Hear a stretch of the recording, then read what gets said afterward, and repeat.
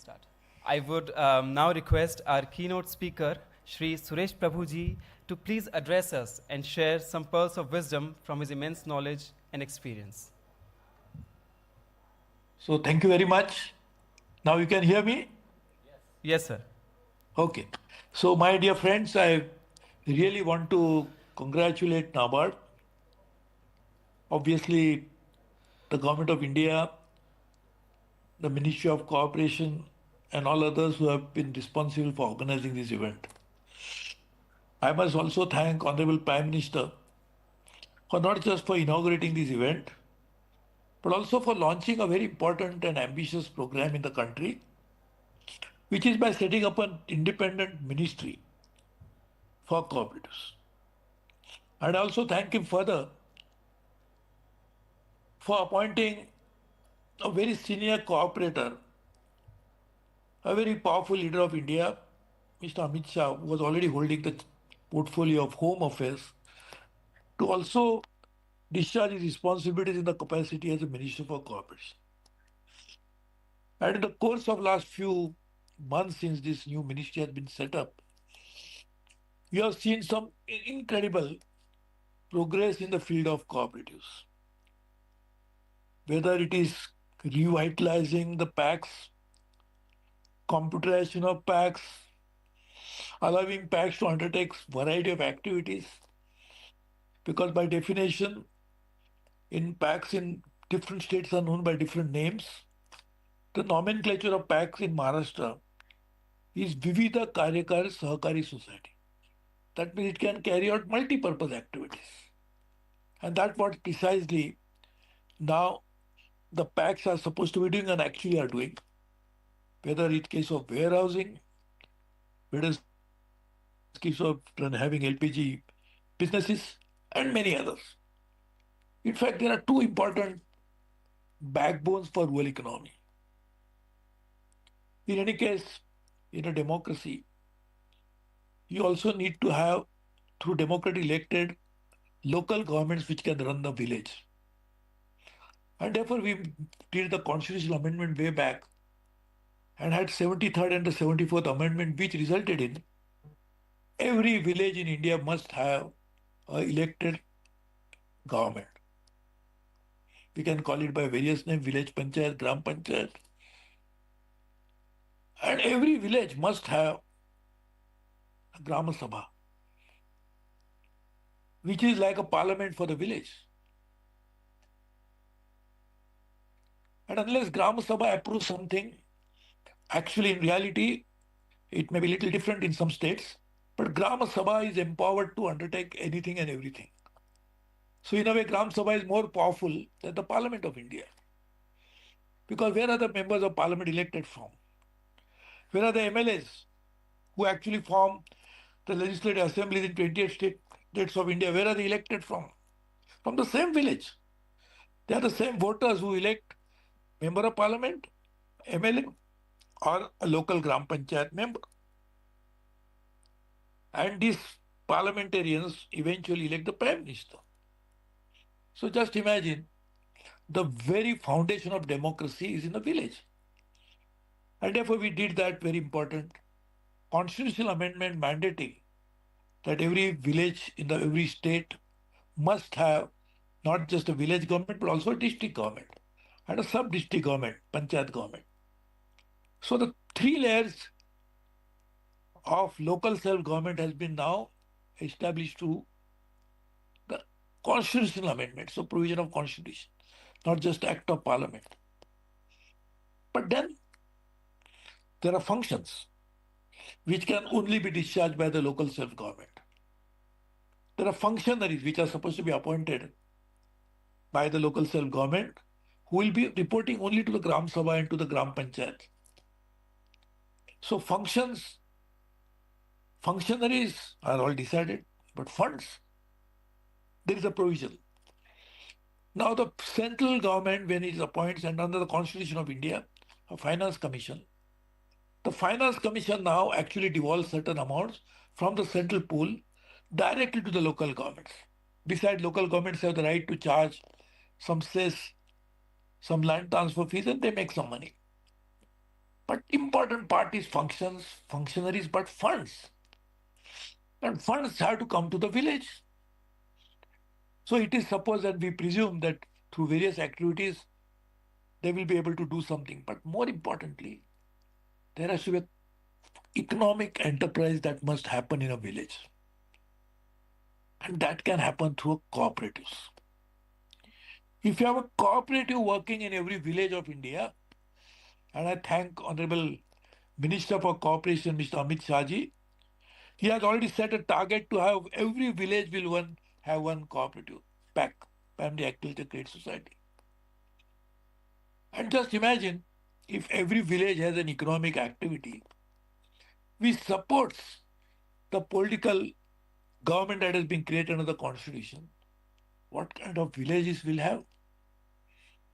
First, the people in the village will be empowered because they are electing through their own vote a government which decides the destiny at local level, at district level, at national level, at state level. But just doing that and doing that once in 5 years doesn't help unless we have the economic power. And that can come through the cooperatives. And the cooperatives which are self-governed, which are autonomous, which are empowered, which can carry out activities as per the wills of the members without the interference of any government, whether at state level or the national level. Actually, national level interference is not possible in village level cooperatives because cooperative as a subject is normally dealt with at the state level.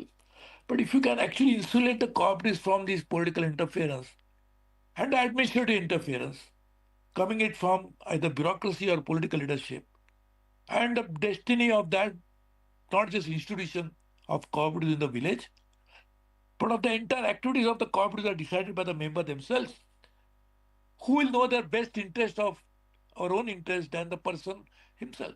If I want to understand my self-interest, I will know it the best.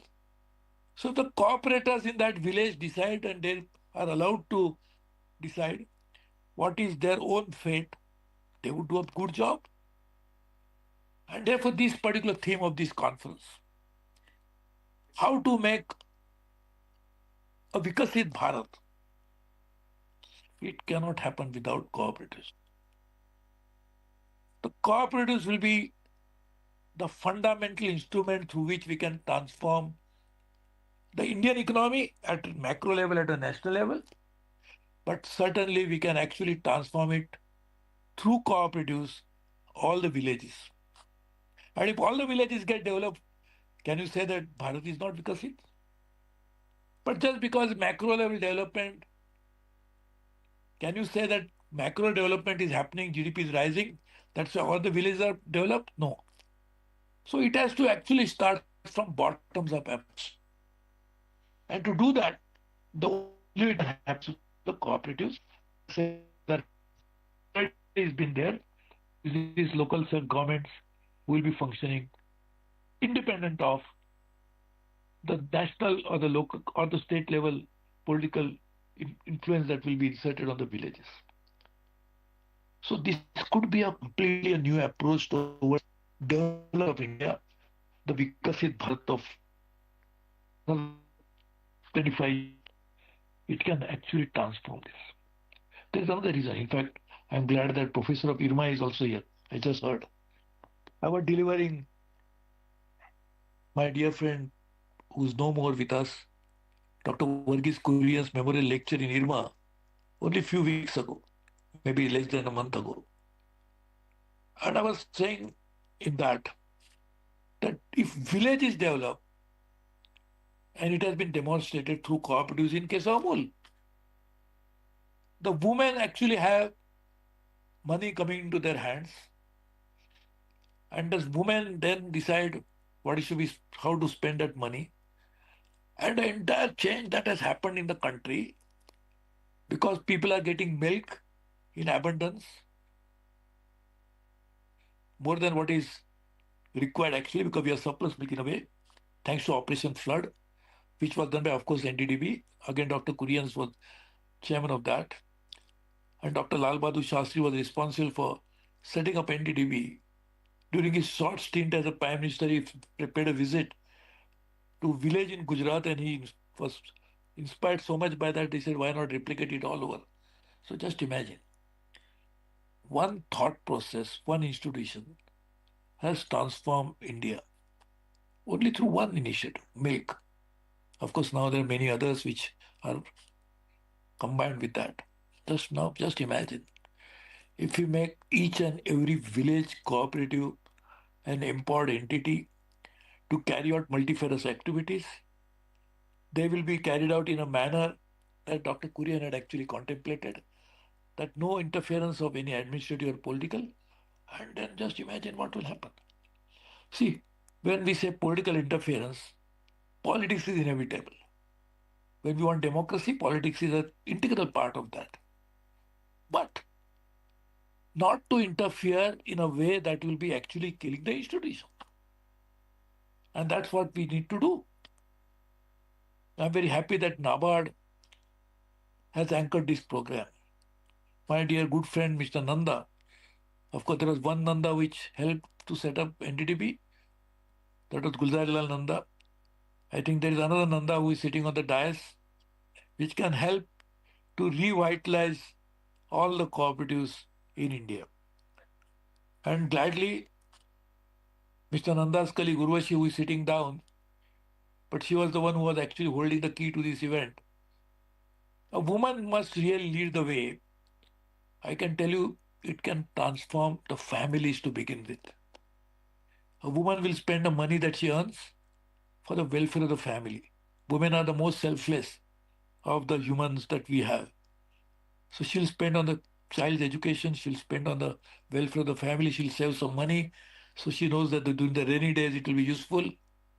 So if women are at the forefront, and a woman-led society, like even in India, if you look at it, one state which has a very good human development indices is Kerala. And that's a matriarchal society where the women play a key role.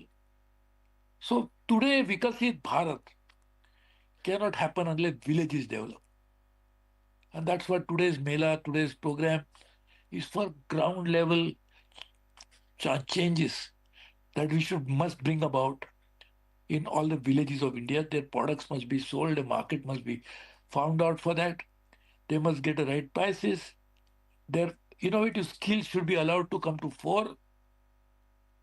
Their ability, which has been there for generations, in terms of having some skills, whether it's making of potteries or making of a garment or even other forms of arts, that can be taken to a different level. I was in Gujarat, in Kutch. There's a very fantastic NGO called Sujan, started by Shroff family. The Kaki, they should call her fondly, Mrs. Shroff. She encouraged women because they had the natural skill of making some woven garments fantastic. She provided them a market access. She gave branding to that idea. And today it's a very big enterprise, helping the women themselves. So can we not create such brand like Amul is there? Of course, Amul is a national brand, a global brand. Sujan is probably not as big as that. But suppose if we, for all of these activities, we create a brand and NABARD supports that activity with the help of all other institutions. And that brand is owned by the people themselves. Like today, Amul's, and I was asking the managing director Amul when I was in Anand recently, what is the value of a brand? He said, we have not done the valuation. I'm a chartered accountant, so that question came to my mind naturally. Just imagine we create multi-billion dollars brands like this, which are owned by the members, by the ordinary villagers. Just imagine how much change we can bring about in the country. And that will be the foundation of a Viksit Bharat. So my friends, I will not talk for long because they are such a top class, top-ended panelists who are sitting on the dais. They would add much more value to this discourse than what I can do, because they are the ones who are actually doing it all their lives, working on this idea with a very committed and devoted mind to make sure that we are Viksit Bharat. So Viksit Bharat is a dream, a shared dream of all of us. But today we'll be able to do that with the support of the government, whether it's Prime Minister Modi, whether it is Minister for Cooperatives, Mr. Amit Shah, whether the institutions like NABARD and many others, and with the intellectual capital of people sitting on the dais like this, I'm sure we'll be able to accomplish a great deal of success and to actually have the real Grameen Bharat Mahotsav, which is happening today. What is Mahotsav? It's a festival.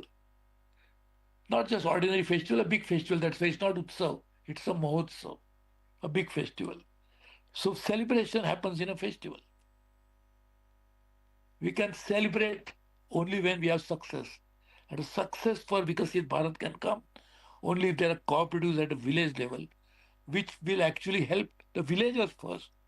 And if the villagers in that village are benefiting, and all the villages, 7 lakh odd villages in all over India are benefiting, Viksit Bharat is already happened. There is nothing more needs to be done. We don't need money economists to tell us what is to be done. And therefore, I wish great success to this event, to this endeavor, not just to this event. And I hope Mr. Nanda and his team, along with Mr. Shaji, who is the chairman of NABARD, will be able to take forward this idea with the intellectual input that we provided in this session, as well as all others who must have contributed to this idea, and take it forward. My friends, I'm sorry I could not join in person. I was very keen to come, but of course there was something which prevented me from coming. I tried all my best to be there in person, but thank you for allowing me to join you through these technological means. And that's why I could actually speak to you. I'm sure I not added much value to what you are going to do, but I'm sure I will benefit immensely. And great satisfaction to me when you will actually develop, because we'll have a Viksit Bharat. I represented 4 times Lok Sabha. My constituency was completely rural, 2,000 villages. And even today, through an NGO, my wife who chairs it, we were running 2,000 or 2,600 villages actually. We even today work. And I'm not going to contest in election, but I'm doing that not for any political interest, but because I believe in making rural India as a growth center. And we are doing many things through our NGO. We have a cycle bank. We have a sewing machine bank. My wife runs a project wherein a discarded garment, she upscales it, not recycles it. We have a program wherein the fishermen and the fisherwomen, they are given training into this. We have 2 Jana Shikshan Samsthas, which actually produce trained manpower in skills, which hopefully makes them self-employed, or at least possibility of being self-employed. It then depends upon the willingness of that person who wants to do it or not. Nursing college, paramedical courses, we have to do many, many things. The whole idea, and also Parivartan Kendras, a center of transformation run by the people themselves, one for 5 villages, and this is an experiment to bring in physical and intellectual, environmental and spiritual, social and economic development of the people. And that's what we hope to achieve through the help of all of you. And if we can succeed in that, it's a replicable model, hopefully. We'll be able to do that in other places. So let's work towards many new ideas. Let many flowers bloom and let the garden be full of happiness. That's what the Mahotsav is all about. So I hope we'll celebrate it as a success of cooperatives, and that would be the real Grameen, what do you call it, Grameen Bharat Mahotsav, which I'm sure will happen through our combined and joint efforts. Thank you very much. All the best to you. Jai Hind.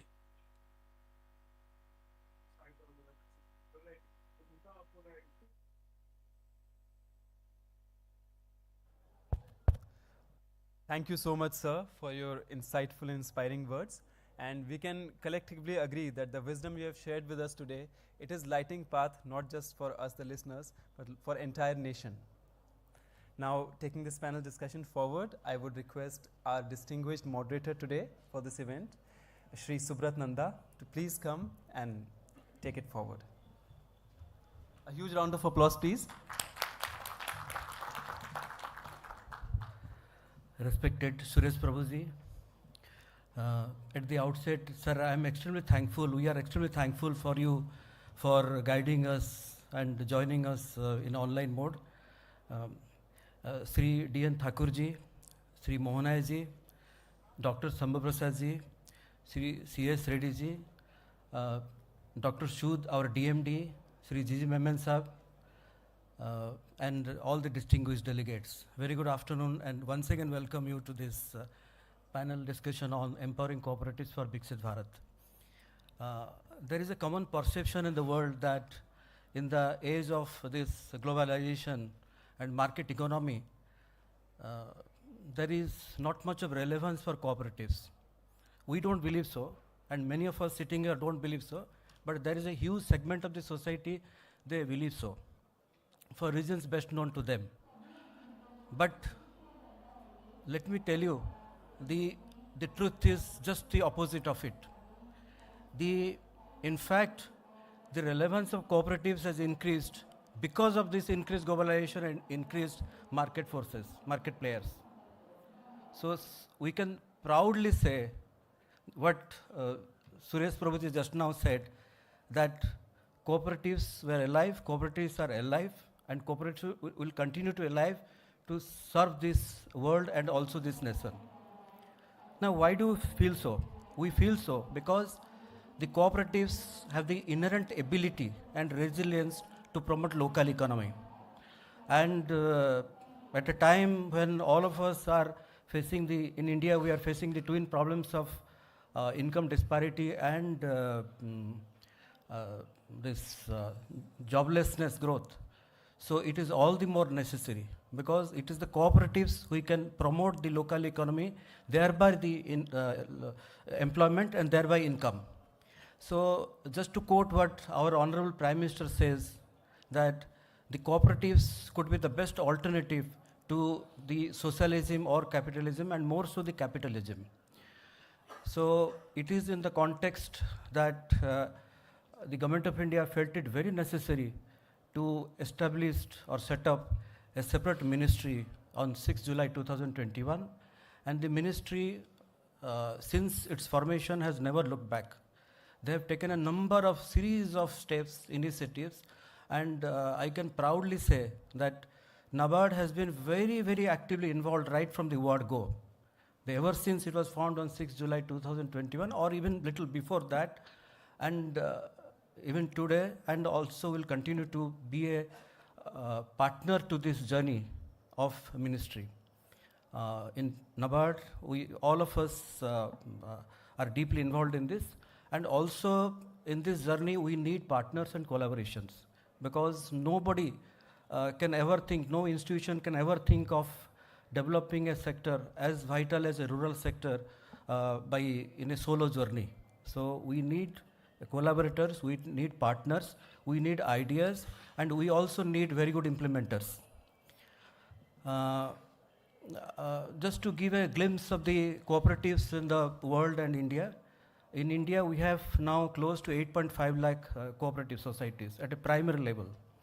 So that constitutes about 30% of the cooperatives in the world.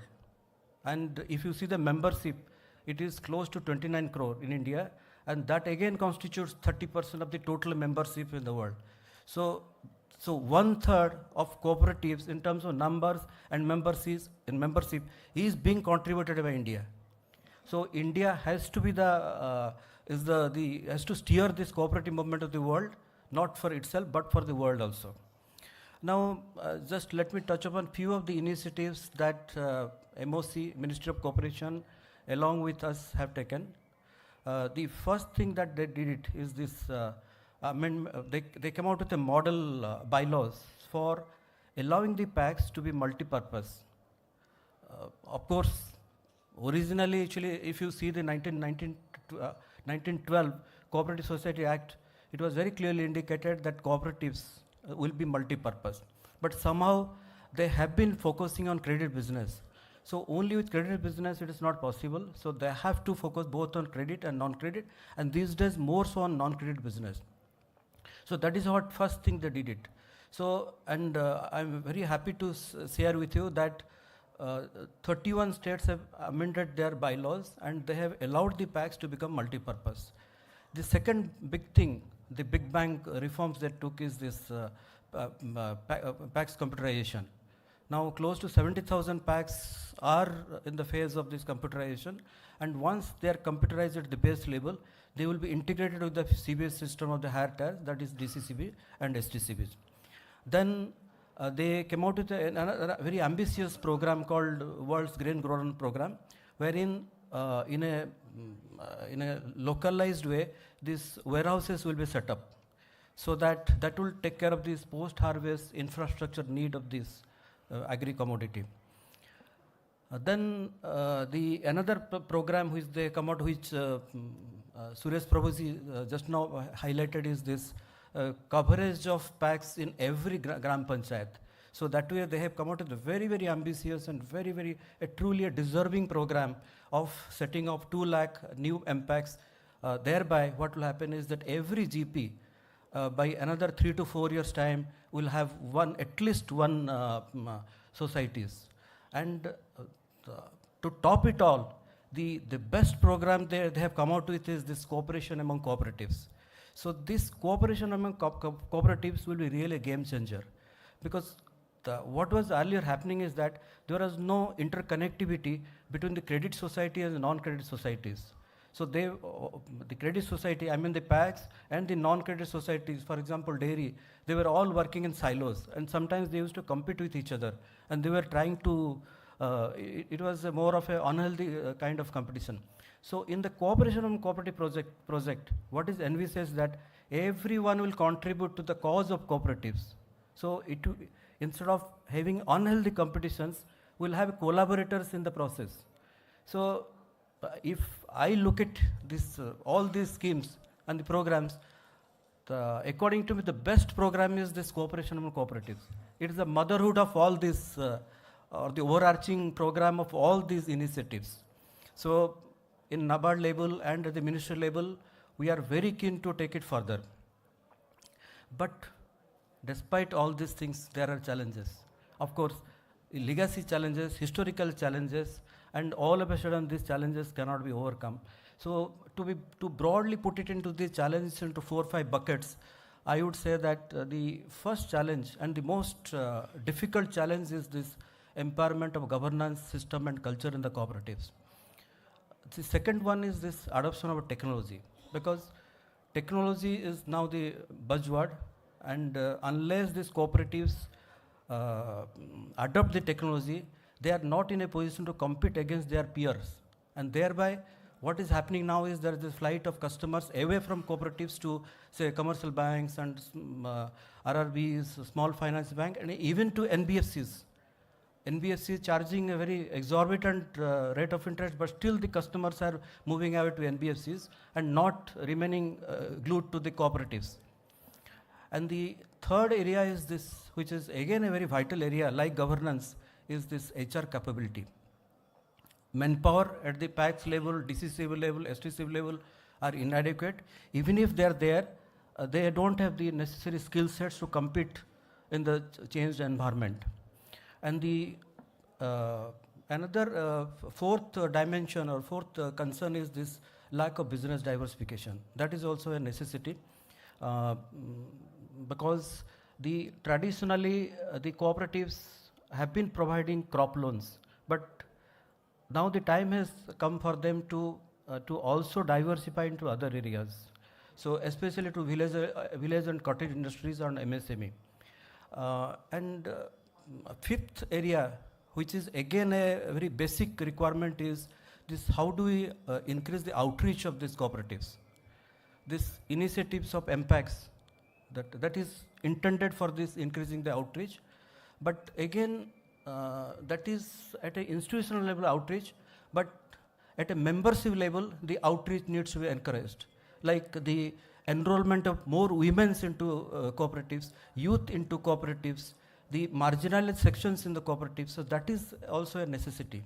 So if the necessary amendment to the bylaws or State Cooperative Society Act are required, so it should be done so that more women, youth, marginalized sections people they can come into the fold of cooperatives as members.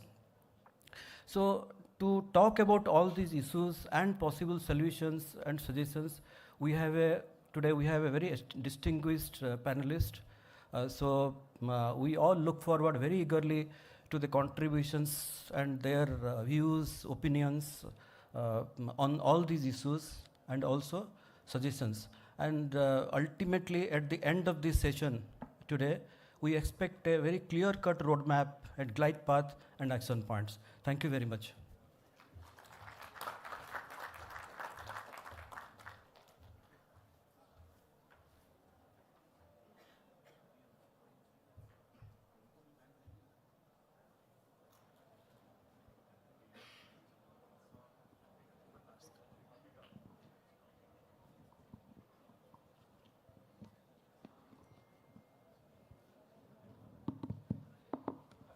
Now, our first panelist is D.N. Thakur Sahab. He is the national patron of the Sahakar Bharati.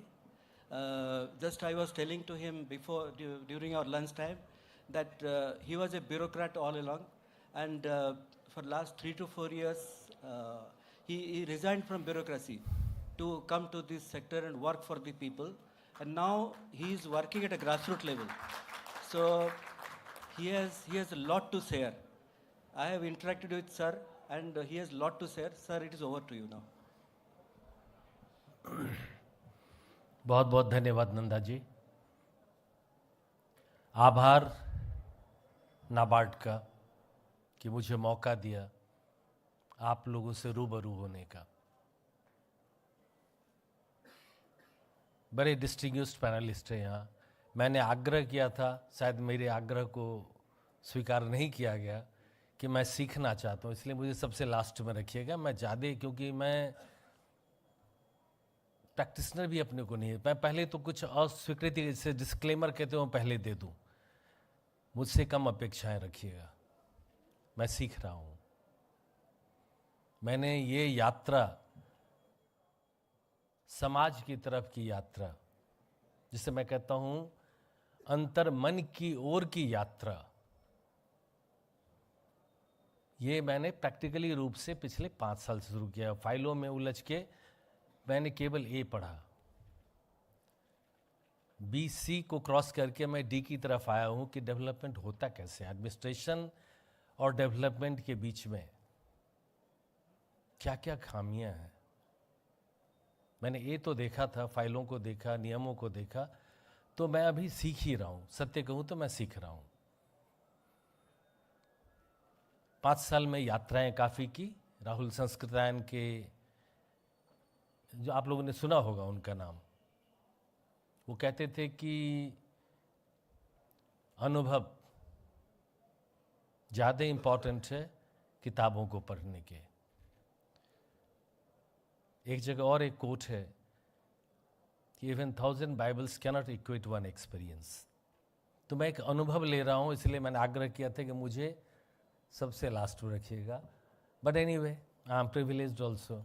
अच्छा, मैं अपने सारे जो यहाँ मौजूद हैं party सुनने वाले महानुभाव और जो ऑनलाइन भी जुड़े हुए हैं, उन सब को नमस्कार करते हुए एक माफ़ी चाहता हूँ कि मैं हिंदी को ही ज़्यादा प्रयोग करूँगा, अंग्रेजी में कम बोलने का प्रयास करूँगा.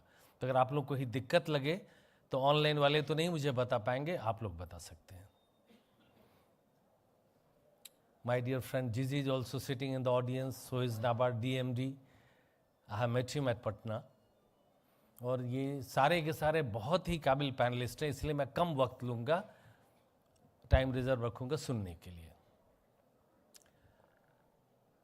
आदरणीय सुरेश प्रभु जी बड़े जाने माने कोऑपरेटर भी हैं, एडमिनिस्ट्रेटर भी हैं, पॉलिटिशियन भी हैं, विद्वान भी हैं.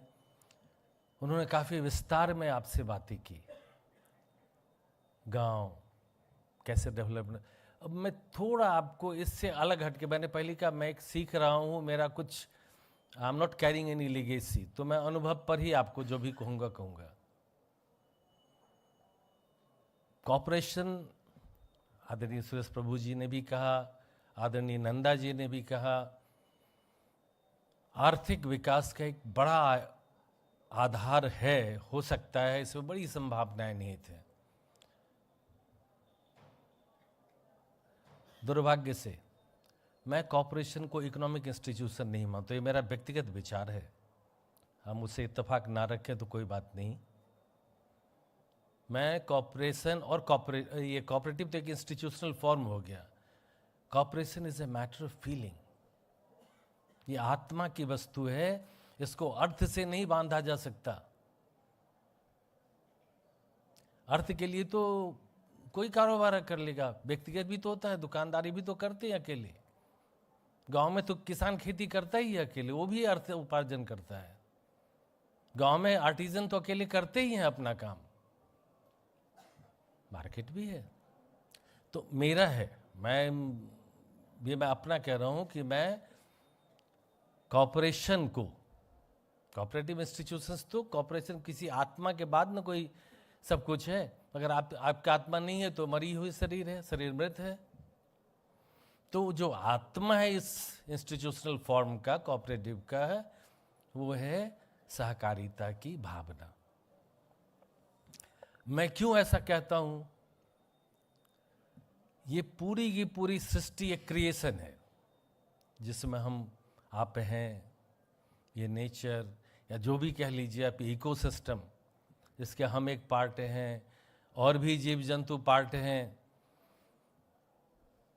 माना जाए तो कहते हैं 80 करोड़ जीव जंतु हैं, पता नहीं, मैंने तो नहीं गिना है। ऐसी एक कहावत है कि 80 करोड़ जीव जंतु हैं, 33 करोड़ देवता हैं। तो जो भी हैं, ये बड़ा सा एक विशद और डिटेल इकोसिस्टम है। लेकिन इसके बेस में क्या है? सृष्टि के अस्तित्व का आधार कॉपरेशन है। Cooperation is fundamental for creation. अगर कॉपरेशन नहीं हो तो क्रिएशन हो ही नहीं सकता। क्रिएशन एक एलिमेंट से नहीं होता,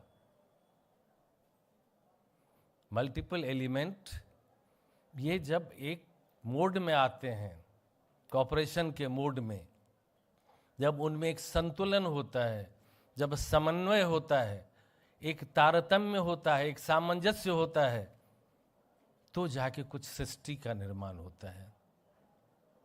प्रकृति और पुरुष जब मिलते हैं तो जीव का निर्माण होता है।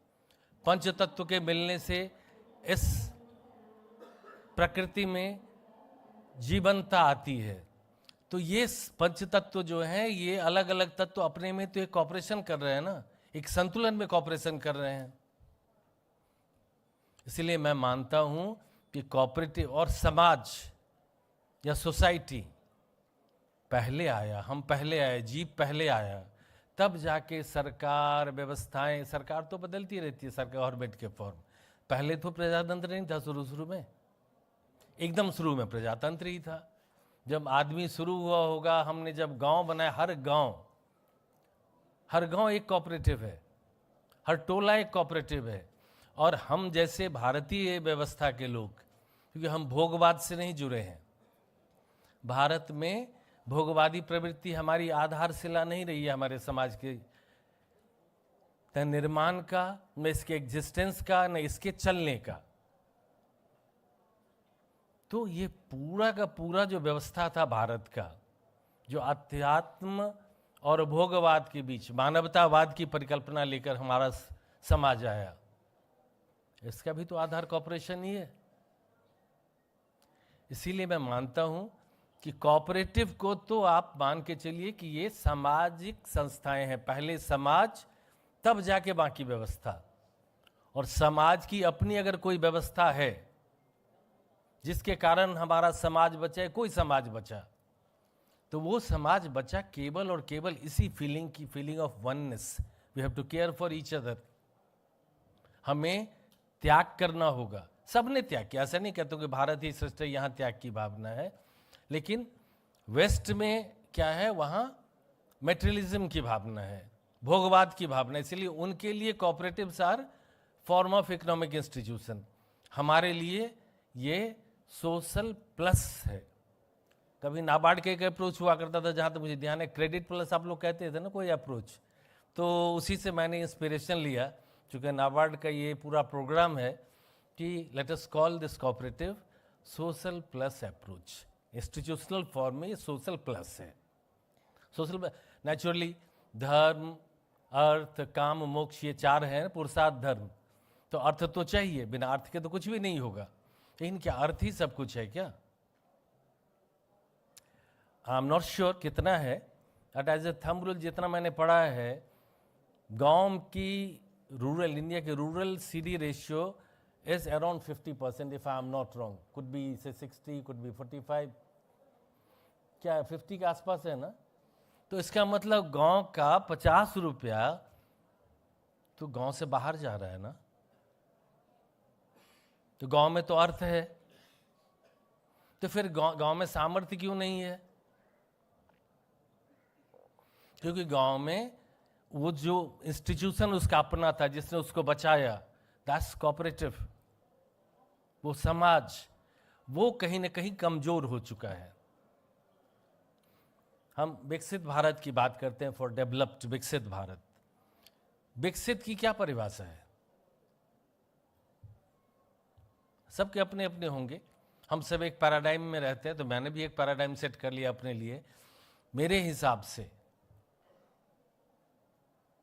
विकसित का मतलब हुआ जहां हर आदमी के पास उतनी क्षमता हो कि जो वो करना चाहता है, पॉजिटिव वे में, नेगेटिव नहीं, वो उपलब्धियों के लिए should be in position to actualise his potential. उसके लिए उसको पूरा इकोसिस्टम जब देश में वो निर्माण हो जाएगा, जहां हर व्यक्ति देश का एसेट हो जाएगा, वो राष्ट्र तब विकसित राष्ट्र कहलाता है। एक विकसित राष्ट्र में जल की समस्या नहीं होनी चाहिए, एक विकसित राष्ट्र में भोजन की समस्या नहीं होनी चाहिए, एक विकसित राष्ट्र में सोशल हार्मनी की चिंता नहीं होनी चाहिए, रोजगार सृजन की चिंता नहीं होनी चाहिए, सामाजिक समरसता भी होनी चाहिए। यह है विकसित राष्ट्र, जो जीवंत हो, जहां जीवन की क्वालिटी अच्छी हो, जहां हर कोई अपने को राष्ट्र का एक एसेट माने, हर कोई राष्ट्र के लिए समर्पित हो। तो ये कैसे आएगा? इस सब के मूल आधार में अगर एक चीज कोई ला सकती है, एक फॉर्म इन सारी चीजों को, वो है कॉपरेशन। उसी कॉपरेशन का एक फॉर्म है कोऑपरेटिव इंस्टीट्यूशन। बट कॉपरेशन तो सामाजिक जरूरत है। मुझे इन्होंने टास्क दिया है, आप मुझे बता दीजिए जब मेरा समय हो जाए, मैं घड़ी नहीं पहने हुआ हूं। हाँ, तो मुझे इन्होंने एक जिम्मेदारी दी है कि मैं इस विषय पर चर्चा करूं, enhancing cooperative membership and engagement. तो कोई किसी चीज से क्यों जुड़ता है? आकर्षण किसी चीज के प्रति किसी का क्यों होता है? जब मुझे उसमें मूल्य दिखेगा, जब मुझे उसमें आनंद आएगा, जब मुझे लगेगा कि नहीं ये मेरे लिए है, ये मेरे भलाई के लिए, मेरे बेहतरी के लिए है।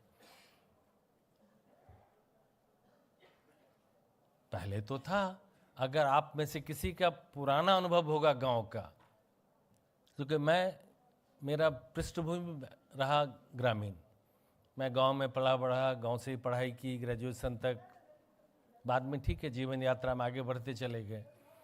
तो मैंने देखा है गांव में जिस चीज के लिए भी बजटरी प्रोविजन होता है, जल का प्रबंधन, खेती का प्रबंधन, वो सब गांव वाले मिलकर करते थे। उसके लिए किसी पैसे की जरूरत नहीं होती थी। ये जो बजटरी एलोकेशन अभी पंचायत राज के लिए अभी बढ़ते जा रहे हैं, अगर आज से आप 30 साल पहले का देखेंगे तो मिनिमम बजटरी एलोकेशन होता था पंचायतों के लिए। गांव वाले मैक्सिमम काम खुद ही मिलकर कर लेते, श्रमदान, अर्थदान सब, क्योंकि उनका था तो जुड़े हुए रहते थे। मैंने भी किया है, जब मैं गांव में था, हमारे गांव में साल में एक बार होता था, डुगडुगी बजती थी कि इस बार उस डेट में हर साल होता था कि जितने नदी थे, वाटर रिसोर्सेज, नदी तालाब, उसका डिसिल्टेशन होना है। हर कोई जो सक्षम था शरीर से, एक फावरा एक टोकरा लेके जाता था, चाहे वो ग्रेजुएशन में पढ़ता हो, पीजी में पढ़ता हो, जॉब करता हो, अगर गांव में है तो हर कोई जाएगा, श्रमदान करेगा, मिट्टी निकाल देगा। I am not seeing those feelings any more in that village. तो ये रिप्लेसमेंट हम अर्थ से करते जा रहे हैं, मेरे विचार से ये तो हम अनर्थ करते जा रहे हैं। कहीं ना कहीं सामाजिकता को हमें वापस लाना होगा और ऐसी ही भावना पर कोऑपरेटिव को चलना होगा, तो सारे के सारे लोग वहां जुड़ते चले जाएंगे। अगर ये लगा ये बाह्य शक्ति द्वारा संचालित है कोऑपरेटिव, दुर्भाग्य से क्या हुआ है, पता नहीं ये मंच उपयुक्त है या नहीं है, लेकिन मैं अपने को रोक नहीं पा रहा हूं। जितना मैंने देखा, मैंने कहा कि मैंने भ्रमण काफी किया देश का, अधिकांश जगहों पर मैंने देखा है जो समाज की संस्थाएं हैं cooperative, unfortunately in majority of the case ये समाज की रही नहीं गई है। इस पर एक अजीब तरह का माहौल बना है, नियंत्रण करना है कुछ तत्वों द्वारा, कुछ लोगों द्वारा, वो उसको चाहते हैं नियंत्रित करें। भाई नियंत्रित करेंगे तो फिर जो रहेंगे वहां पर नियंत्रण में उन्हीं के लोग तो जुड़ेंगे, अब सबको कैसे जोड़ पाएंगे? और दूसरा क्या होता है, ये बड़ा शाश्वत सत्य है, दिल से आप लोग जरूर इस बात को स्वीकार करेंगे। जब कोई चीज नियंत्रण में आता है तो जो पहला उसका कैजुअलिटी होता है, पहला जो खत्म होता है चीज, वो होता है आम जनों का उस संस्था जो नियंत्रित हो चुकी है एक वर्ग विशेष द्वारा या एक सेक्शन द्वारा, उस पर उसका विश्वास खत्म हो जाता है। जब विश्वास नहीं रहेगा तो नहीं जुड़ेंगे। तो मेरा पहला सुझाव होगा, चूंकि ये नाबार्ड इसमें एक एक्शन पॉइंट ड्रॉ कर रही है, पहले तो सहकारिता को हमें एक अवेयरनेस कैंपेन चलाकर लोगों के बीच जाकर, चाहे आप सामाजिक संस्थाओं को जोड़िए, बहुत विचारक हैं, एक से एक लोग हैं। मैंने ये भी देखा अपने भारत में भ्रमण के दौरान कि लोग व्याकुल हैं जुड़ने के लिए, समाज को के लिए कुछ करने के लिए। बहुत बड़ा ऐसा वर्ग है जो करना चाहता है देश के लिए, समाज के लिए, उसको प्लेटफॉर्म नहीं मिल रहा है। वो पॉजिटिव है, तभी हमारा देश बचा भी। इतने सालों के गुलामी के बाद भी हमारी संस्कृति अक्षुण अगर है तो हमारे देश में एक बड़ी चीज है कि लोग अपने से जुड़ाव रखते हैं, अपने समाज से जुड़ाव रखते हैं। इन लोगों को, इन वॉइसेस को, इन थॉट्स को आपको एक प्लेटफॉर्म देना होगा। आप सक्षम है, एक बड़ी संस्था है NABARD, you have outreach everywhere in the country. इन लोगों को आप जोड़िए जो समाज के लिए करना चाहते हैं, जो चिंतित हैं, ज्ञानी हैं, सक्षम हैं। हर तरह के लोग सक्षम हैं। एक प्रकार की सक्षमता की जरूरत नहीं है समाज के नवनिर्माण के लिए। सारे लोगों को जोड़िए, उनको एक प्लेटफॉर्म दीजिए। वो जाएंगे आपके लिए, क्योंकि उनको नहीं चाहिए पैसा, वो कमिटेड है, वो मिशनरी है लोग, वो दीवाने हैं। ऐसे लोग कई सारे ऐसे हैं। उनके लिए आप पहला एक एक्शन पॉइंट, मेरा सुझाव आप रखिए, let NABARD be on the forefront for creating a platform, facilitating such platform, जहां समाज से जुड़ने वाले लोग आसानी से आकर जुड़ जाएं। जो इस सहकारिता के जो आंदोलन को हम एक नई तरफ ले जा रहे हैं, गांव गांव में पैक्स, हर पंचायत में पैक्स, ज्यादा कोऑपरेटिव, सरकार ने अपना काम कर लिया। मुझे लगता है सरकार को अब इससे ज्यादा अभी सरकार की आवश्यकता नहीं है। सरकार ने एक वातावरण का निर्माण कर दिया, कोऑपरेटिव के प्रति लोगों में जिज्ञासा उत्पन्न कर दी, नया सहकारिता मंत्रालय बनाकर। अब समाज को भी इसमें बराबर का भागीदार बनना होगा, अन्यथा यह पूरा का पूरा प्रयास सेंटर्ड हो जाएगा, सफल नहीं हो पाएगा। और ये जो अभी नाबार्ड यहां है, इसमें मैं समझता हूं एक बड़ा काम हुआ है नाबार्ड को इसमें जोड़कर, because NABARD is the right and appropriate institution जो इस काम को कर सकता है। तो ग्रामीण विकास में इनका लंबा अनुभव है, उसी के लिए समर्पित हैं। और एक और चीज जो मैं मानता हूं, विकास की प्रक्रिया में दो चीज बड़े महत्वपूर्ण होते हैं। पहला ज्ञान, चूंकि आर्थिक प्रकल्प है तो ज्ञान के साथ साथ जो उत्पादन होगा उसका बाजार। ऐसा चीज जिसका बाजार नहीं है वैसे उत्पादन का कोई महत्व नहीं है। ज्ञान और बाजार को आपस में जोड़ने के लिए, लोगों को फैसिलिटेट करने के लिए जो सबसे आवश्यक चीज है वो है फाइनेंशियल सपोर्ट। वो आपको इनेबल करता है, इसलिए क्रेडिट को हमेशा इनेबलिंग इनपुट कहा गया है, it's not the core input. संजोग से नाबार्ड इन तीनों आयामों को टच कर सकता है। नाबार्ड ज्ञान भी दे सकता है, कैसे करें, क्यों करें, कहां करें, किस प्रकार से करें। NABARD has the capacity to leverage this strength which is available in India. NABARD has core competency in managing the financial resource, वो उनका फोर्टे है। And NABARD can also guide, जो अभी हम भारत महोत्सव यहां देख रहे हैं, ये एक प्रकार का ही बाजार उपलब्ध करवाना है कि बाजार कहां मिलेगा उत्पाद का। लेकिन इस सब से ऊपर नाबार्ड की एक बड़ी जिम्मेदारी भी है और नाबार्ड कॉम्पिटेंट भी है कि ऐसा प्लेटफॉर्म क्रिएट करे जहां हम जैसे नवसिखिया लोग भी जो काम करना चाहते हैं, जुड़ना चाहते हैं समाज से, कुछ करना चाहते हैं लेकिन उस प्रकार से सक्षम नहीं है जितनी सक्षमता की जरूरत है, हम जैसे अक्षम लोगों को भी सक्षमता प्रदान करें। और मुझे लगता है मेरे जैसे बहुत लोग देश में हैं स्टैंड अलोन बेसिस पर, जो परेशान हैं, व्यथित हैं, चिंतित हैं देश की समस्या को लेकर, वो जुड़ेंगे। ये जुड़ेंगे तो आप विश्वास कीजिए नंदा जी, एक इतना बड़ा इकोसिस्टम क्रिएट हो जाएगा जहां हम इस कोऑपरेटिव को जेन्युइनली पीपल सेंट्रिक ऑर्गेनाइजेशन में कन्वर्ट कर सकते हैं। जब तक उनको पता नहीं चलेगा गांव के लोगों को कि हमारा है, तब तक तो ये नियंत्रित ही रहेगा, और नियंत्रित रहेगा तो मास नहीं जुड़ेगा। ऐसा मेरा मानना है कि नियंत्रित सहकारी संस्थाएं दूर करती हैं लोगों को, और दुर्भाग्य से ऐसा हो गया है बहुसंख्यक कोऑपरेटिव में, जहां जो बैठे हैं वो चाहते हैं मैं रिटेन करूं, I should not leave the seat. They don't think that they are the merely one member, that's all. वो एक रिप्रेजेंटेटिव है। इसको दूर तभी किया जा सकता है जब मास आगे आ जाएगा, और मास आगे आएगा नॉट इन एडहॉक मैनर, एक सिस्टमेटिक ऑर्गेनाइज वे में पॉजिटिव थॉट को लेकर। तो मुझे लगता है एक बड़ा काम या एजेंडा जो आप ले सकते हैं वो है massive training and awareness campaign for telling the people कि भाई यही एक फॉर्म है जिससे आप अपना विकास अपने हाथों कर सकते हैं और अपने आत्मसम्मान को भी बचा सकते हैं, क्योंकि बाकी कोई करेगा तो पहला आपका आत्मसम्मान जाएगा। एक तो ये कर दीजिए। इसी से इंगेजमेंट का जो डायमेंशन है वो खुल जाए, क्योंकि जब उनके बीच आप जाएंगे, हम सब जाएंगे, उनको ट्रेनिंग देंगे, उनको बताएंगे कि इस तरह से आप पूरा अपना आर्थिक और सामाजिक, मैंने पहले कहा इट्स सोशल प्लस, तो आप अर्थ भी अर्जन कर सकते हैं, सामर्थ्य भी बढ़ा सकते हैं, और सामर्थ्य बनाकर आप राष्ट्र के संपत्ति बन सकते हैं, राष्ट्र की लायबिलिटी नहीं बन सकते हैं।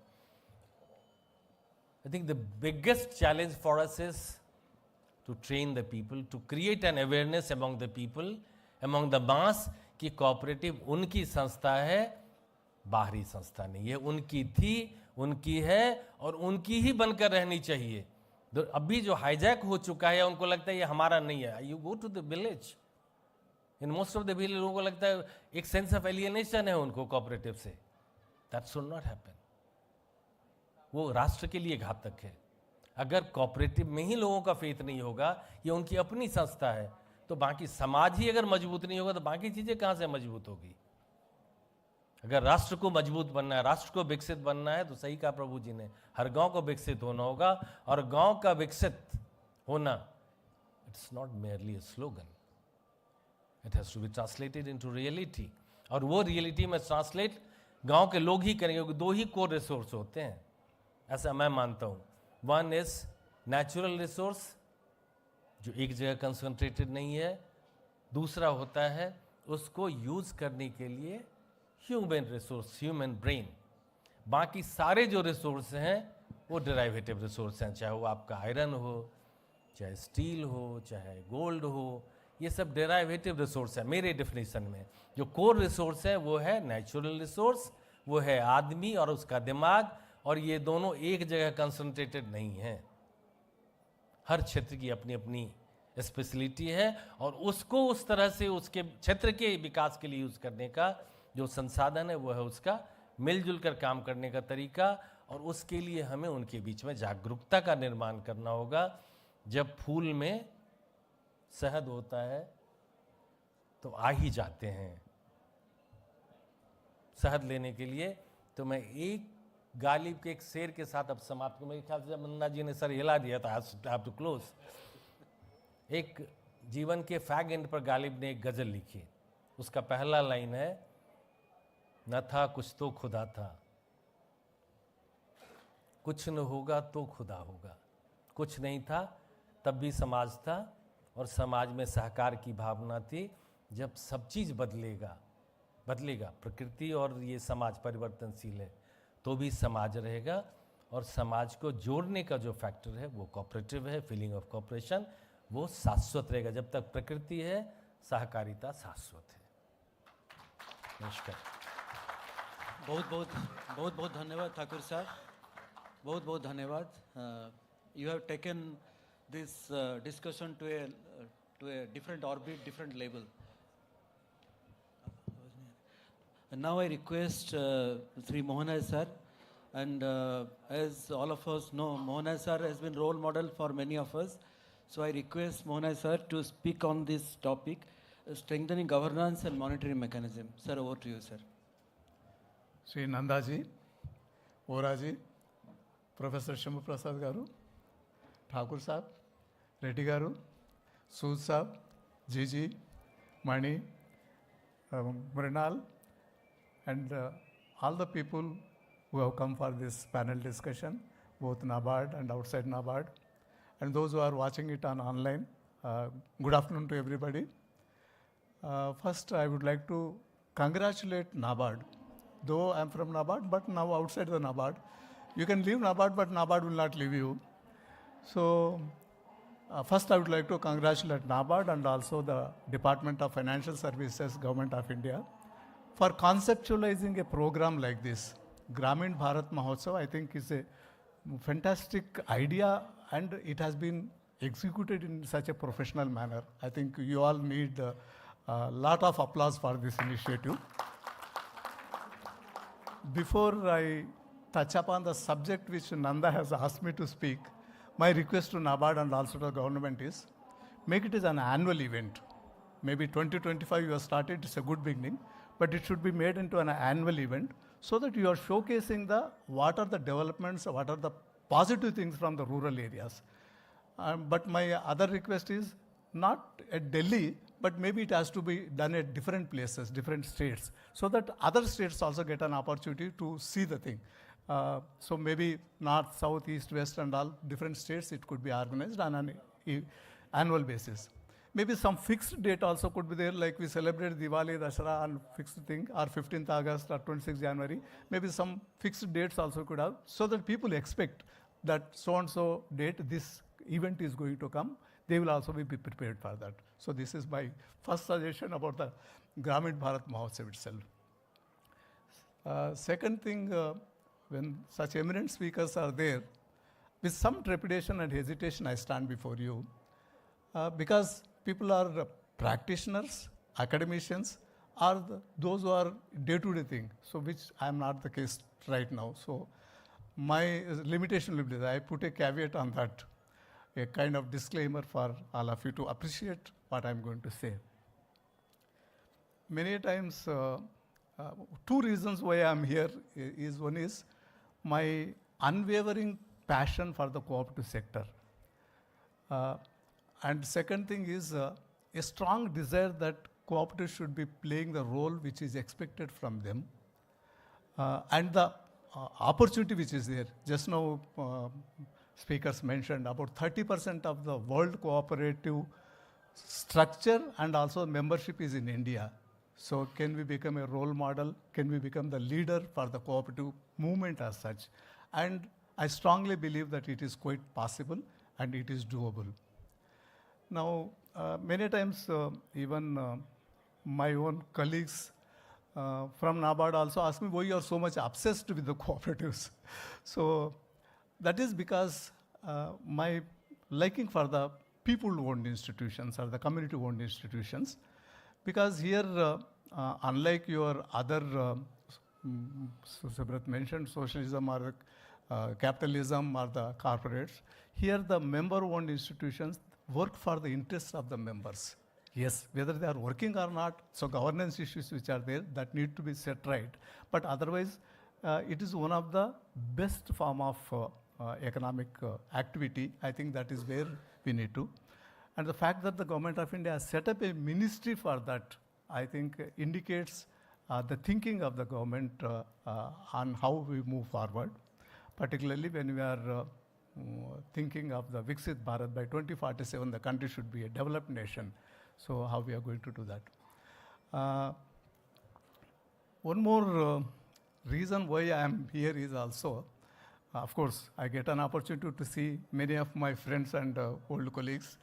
But more than that, the 35 years of service in NABARD gave me an opportunity to visit cooperatives in several states in different capacities. Maybe I went initially as an inspecting officer, visiting several cooperatives in Gujarat, Rajasthan, Madhya Pradesh, and other places. And as part of the IDD, Institutional Development Department, when the revival, Vaidyanathan committee was set up for the revival of the cooperative sector, I was fortunate to be associated with both 1 and 2, but is short-term structure as well as the long-term structure I was associated. And it was also possible for me to associate with the preparation of the revival package, which was implemented for STCCS, but unfortunately for the long-term structure, it was not implemented. Today, we are in a position to say that the success of cooperative movement is possible because we have seen how the revival package has been implemented and what difference it has made to the state cooperative banks and district central cooperative banks. Unfortunately, the benefits have not gone to the PACs so much as it has gone to the state cooperative banks and DCCBs.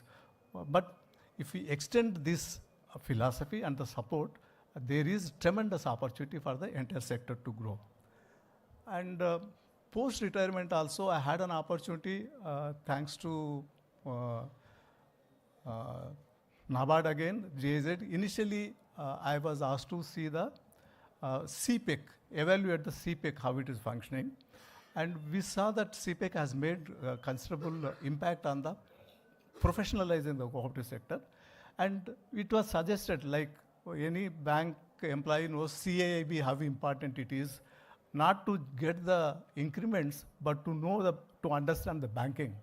Under the CPEC, you have got different programs now for the employees, for the faculty, and for the others, where the philosophy of the cooperative movement and the functionalities of the cooperative movement could be appreciated, understood. So it was made, like in Telangana, Andhra Pradesh, it made compulsory, like you need not do CAB, but you have to do the CPEC courses. So that kind of initiatives would certainly lead to a better cooperatives. That is one thing I saw. Then subsequently, in one of the time, if I exceed, please tell me. In one of the informal discussions before the Andhra Pradesh was divided, I had an occasion to discuss with the then Registrar of Cooperative Societies. And he asked a simple question, Mohanaiah, you have been with the NABARD and the cooperative system for a long time. What is ailing the cooperative system and what needs to be done? So just now it was mentioned how the movement starts from the ground level. But our efforts all along have been to reform, strengthen from the top, from the state cooperative banks. In fact, Prabhuji mentioned how the PACs are making the difference. So, but we have not focused so much attention on the PACs development or developing the PACs as such. So, in that discussion, I mentioned to the RCS, sir, PACs are there, but there is no system, proper system to support the PACs. Like NAFSCOP data says there are 1.05 lakh societies in the country. But if you see the human resources, 1.6 lakhs. That means each society on an average having just one member. There are societies like Mulkanur and all where 100 people are employed or 200 people are employed. But in several states, so it is either one man, one society or one man, half a dozen societies. So how do you expect the PACs to play the role that is expected from them? So unless you strengthen the human resources, which so Thakur Sahab also mentioned. Now, so I mentioned to RCS that you need to have a HR policy for the PACs. What type of people we should recruit? Professionalization is important. So what type of qualifications we should have? What type of supporting salary structure we should have? What type of career we should offer to the people who are joining at the PACs level? So then he suggested, sir, we will constitute a committee, please come out with suggestions. And we brought out HR policy for PACs for the state of Andhra Pradesh. By then the Andhra was divided and Telangana and Andhra Pradesh became, but Andhra Pradesh government took the lead and then they have issued the GO and implemented. At that point of time I had suggested to NABSCOP that it should not be a state thing, but it should spread across the country. So NABSCOP took the lead and policy was framed for the country as a whole, which NABARD was also a member of the committee, and NABARD subsequently sent an advisory to the states. But unfortunately, it is still not implemented. Maybe Telangana took the lead and only salaries are being paid, but other things are not put in place. So there is a need, first thing, if we have to strengthen the cooperatives, perhaps we have to begin at the bottom.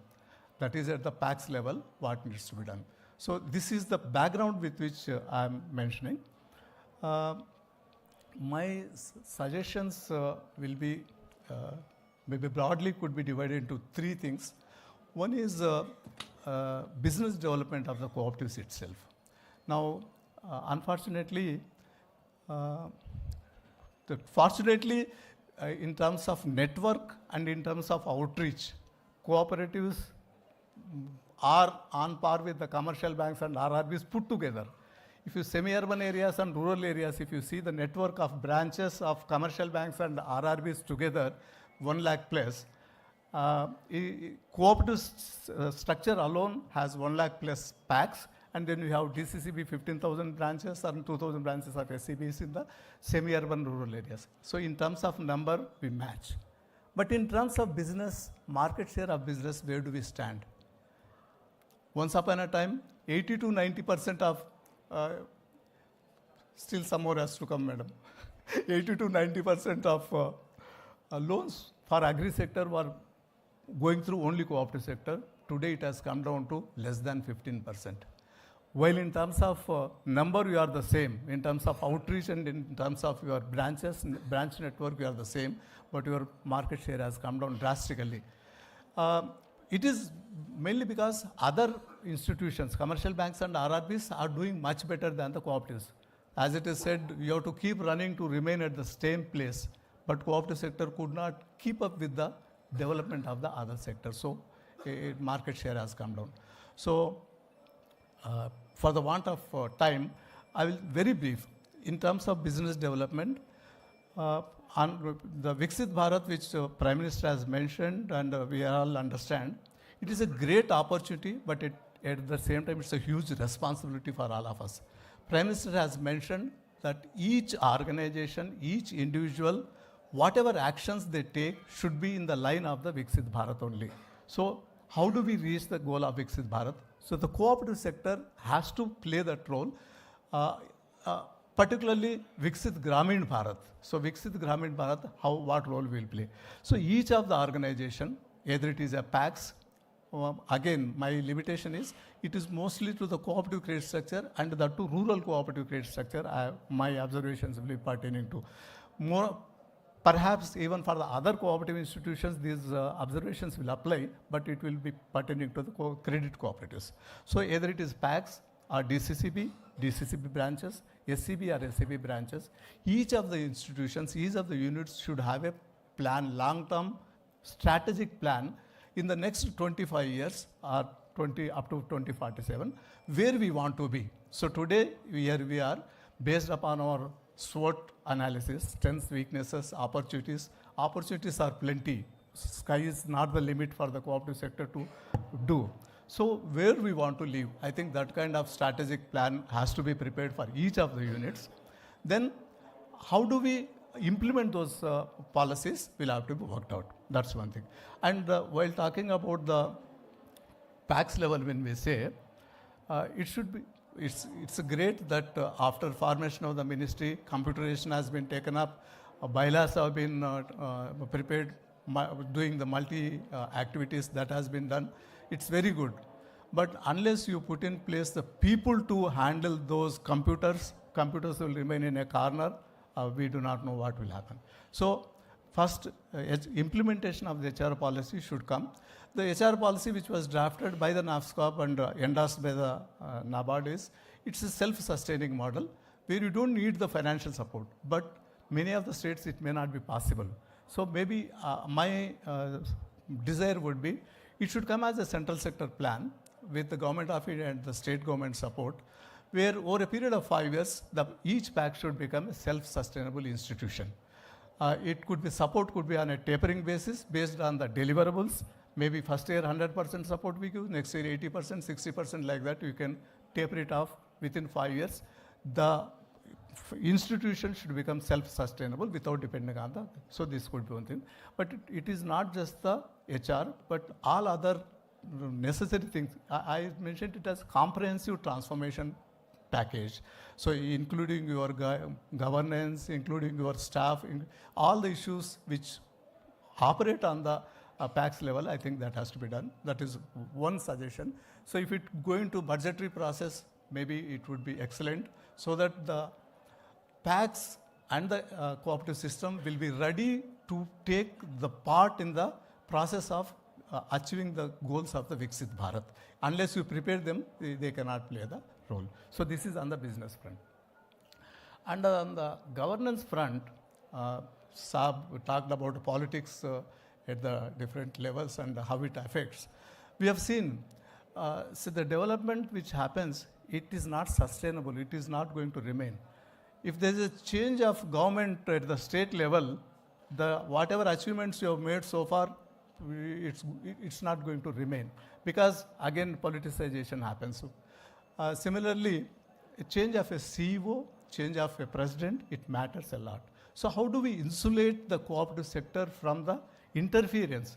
It's a democratic institution. Of course, as it says, it is a non-partisan elections for the cooperative sector, but we all know who comes from which party. So is there any way of insulating the cooperative sector from the politicization, not from the politics, but politicization? So maybe this is a agenda which I do not know, Prabhuji, in the national cooperative policy, I am sure they must have thought about it. I am not privy to that. But if there is any way to insulate that, I think that is the, from the governance point of view, that should be done.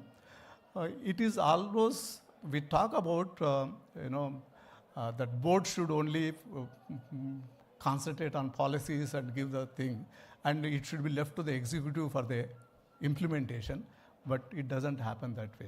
So do's and don'ts for the NABARD has issued guidelines for do's and don'ts for the board of directors, fit and proper criteria for the CEOs and board of directors. But how it is being implemented is the issue. Even today, although NABARD has issued guidelines, Mitra Committee and Amalwar Pavanathan Committee for the HR at the DCCPs and the SCBs level, how many banks have implemented that? That's one thing. And how many banks today have the fit and proper criteria, CEOs and directors? So how many of them have included professional directors on their boards? So instructions are there, but implementation, ensuring that these are following a mechanism need to be done. NABARD inspections certainly point out, but that is already damage has been done. So only you have to rectify that. So is there any way of preventing that not to happen? I think another mechanism which needs to be worked out at the supervisory level and the regulatory level. Now the amendments to the BR Act has made the cooperatives on par with the rest of the institutions. But have we equipped them to have a level playing field along with the commercial banks and RRBs? I think that needs to be seen. Now, I think these are the things which I thought is important if cooperative banks have to play the role that is expected from them. It is somebody has called it's like a dharma. What is dharma? You cannot define it. Dharma is what is expected of anybody, whether it is being done or not. That is the easiest way of doing. So Sahakara dharma, if you have to see, so either at the member level, at the primary level, at the Jilla Bank level, at the SCB level, whether that Sahakara dharma is being practiced or not. So that needs to be ensured that it is being done. I think that is where the role of all of us comes.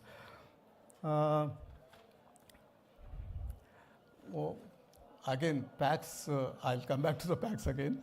PACS as multi-service centers, NABARD scheme was one of the excellent schemes which was done. Now you have integrated it with the largest storage thing. But the amendments to the bylaws, making them as multi-purpose societies will not be achieved unless do all the activities. Members' requirements, whether it is credit or credit place, which Thakur Sahab was mentioning, whatever requirements of the members, whether they could be met by the society itself. So how do we empower the societies to provide all those services and products which are required by the members? I think that should be the one of the focus areas for all of us. And coming to the Viksit Bharat, which focus again on Yuva, Mahila, Garib and Kisan, cooperatives are the best suited instruments to work on all these 4 areas. So how do we make plans that cooperative sector will be working on these 4 areas? So what type of programs we can design, what type of instrumentalities we can provide to the cooperative sector? Because now, whether we agree or not, there is a migration from the rural areas to the urban areas, and agriculture is being neglected. In fact, in many of the forums, farmers' sons are not getting brides. So if this continues for a longer time, if everybody goes to the urban areas, takes up a small job and things like, who will be doing the agriculture? So if we have to focus on that, so what type of incentives we can provide? How do we make agriculture as a profession that will attract talent, that will attract the youth? So I think that is one area which we could be focused. Quite other things maybe I would discuss subsequently in any other fora I'd shared like to you. But only I would like to end with the saying, if at all, anytime the history of the cooperative movement of the 21st century of India is being written, it will be before the ministry and after the ministry. Because 2021 the ministry has set up. Within 3 years, so many changes have come. So these changes are very important. So that watershed or the landmark development which has happened, which should be taken advantage by the system. So how we facilitate that is the one thing.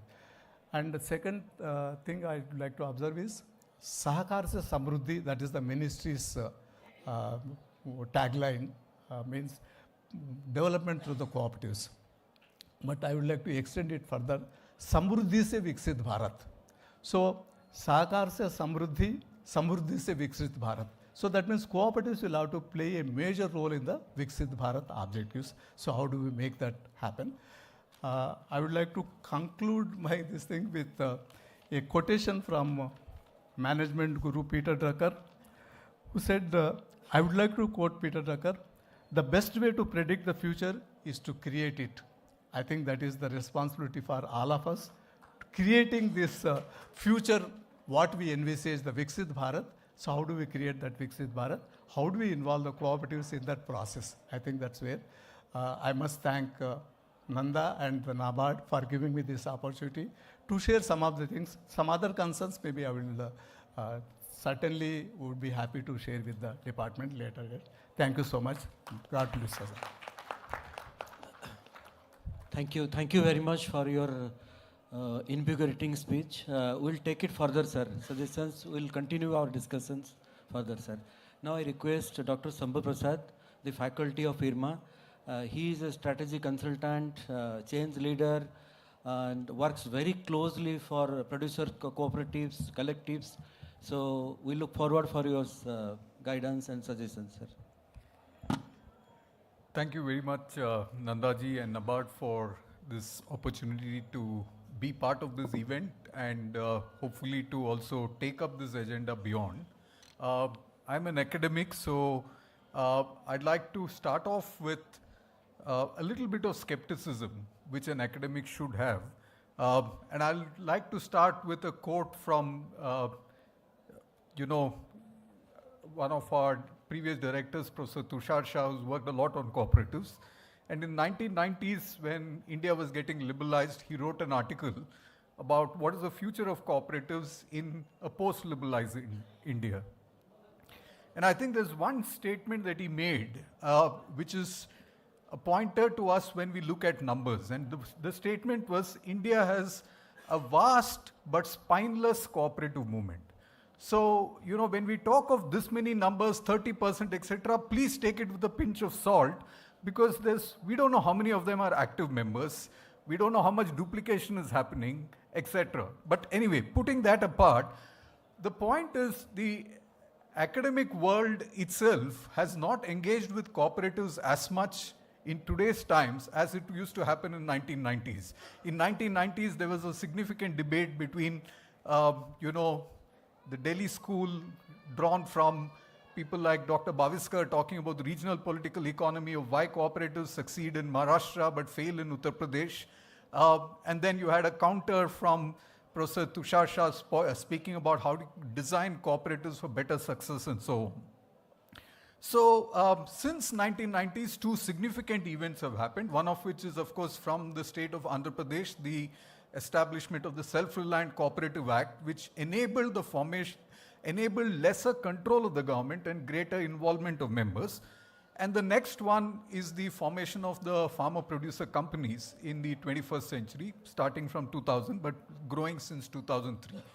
I've done a little bit more of work on the farmer-producer organizations, and I'd like to start with why is it that we should not look at the cooperatives as something separate and farmer-producer companies as something happening by the Ministry of Agriculture. But I think there's a lot that we can learn from this 21st century farmer institutions, and I'd like to list out a few of them.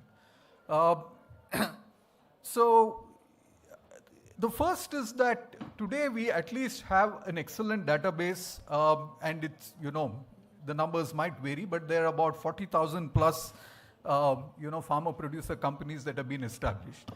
Now, not only that they have 40,000 plus that have been established, but there is also the fact that anyone interested in studying them, it's easy for them to look at the balance sheets of many of these companies by going to the MCA website.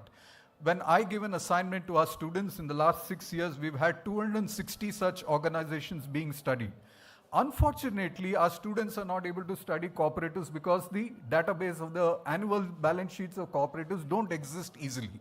So how do we actually use technology to try and ensure that the ecosystem is benefited? The information is not just for the individual cooperatives, but how do we use this to attract youth to start engaging with this in some way? So the second thing is about the spread of the FPC movement. And I think the spread, earlier we used to say the cooperatives only exist in southern and western India. And today, interestingly, Mr. Bhaviskar, the late Dr. Bhaviskar, would be surprised to know that, Uttar Pradesh is number 2 in the number of farmer-producer companies after Maharashtra. Madhya Pradesh is doing well. The Northeast has a presence, etc. So the FPC movement is really widespread geographically. And more importantly, it's much more inclusive of small and marginal farmers, whom in a sense have been neglected by the PACs. And that was one of the reasons for SFAC and others to get into this space. The important contribution of tribals having leadership role in some of these member-based institutions. Women having representations in the board of directors and being a strong member of the cooperative movement. So these elements make them interesting for us to look at from a cooperatives today. The fourth dimension is about the element which I think Mohanaiah also spoke about, is the business dimension of it. Cooperatives are social enterprises, not just social entities. And the business orientation of the cooperatives is quite important. A request that there should be lesser interference from the government. This form of institution enables it. And it's been institutionalized even further in the milk producer companies where, you can't be a member of the governing body of the board of directors if you have political aspirations, but maybe that's possibly at the extreme. But the important part is to try and design institutions with people who have skin in the game, who are oriented towards the, the continuous growth and of the institution. The form allows for mergers and acquisitions so that, that can enable scale. There's no point having a large number of unviable kinds of unities. But more importantly, and coming from a rural management institution, is the fact that it has been able to attract professionals. So there are many of those CEOs of the farmer producer companies who have benefited from the contribution of an IRMA graduate, of a managed graduate, of a NIAM graduate. A managed graduate today is running one of the biggest farmer producer federations in Maha FPC. It has also attracted a large number of civil society organizations who have been able to contribute significantly to the mobilization and also to the development of the curriculum of all of this. And I think all these elements are something that has come from slightly outside of the typical cooperative movement. And the first thing I would suggest is that it's very important for the Ministry of Cooperatives to actually be better integrated with the ecosystem outside of the cooperative ministry. A few days back, we had a training program for one of the arms of the Ministry of Cooperation. And they're very happy to come to IRMA and spend some time. And I was under the impression that they should have at least be completely aware of the 7 principles of cooperatives. I was surprised, no. So it kind of has become a somewhat bureaucratic institution without getting sufficient insights from the ecosystem around. And I think along with other elements, one of the critical points on the cooperatives is to re-emphasize the 4th principle, which is the principle of autonomy of these as member-based institutions. So these are not governmental institutions, but they are run by members. Beyond Viksit Bharat, I think a critical part of the cooperatives is to deal with the Atmanirbharata. And I think when they are local institutions, we have to link them with at least 2 ideas. One is their contribution to the circular economy, a concept that is getting highly popular in the discussions on sustainability. And the second is to do with this concept of,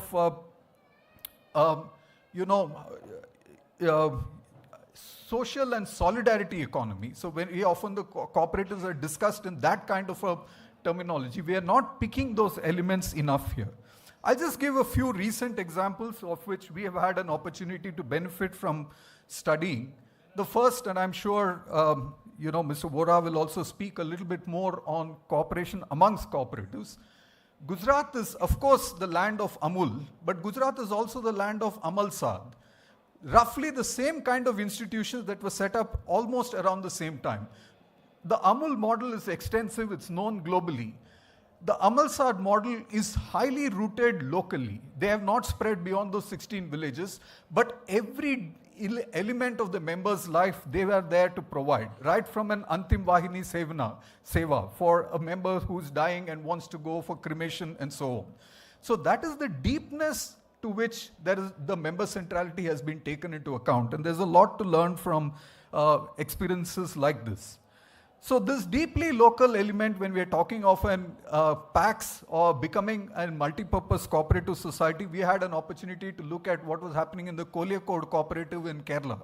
It started off, as a, fair price shop, went on a bit further. Today they have run petrol pumps much before we're talking about the current changes.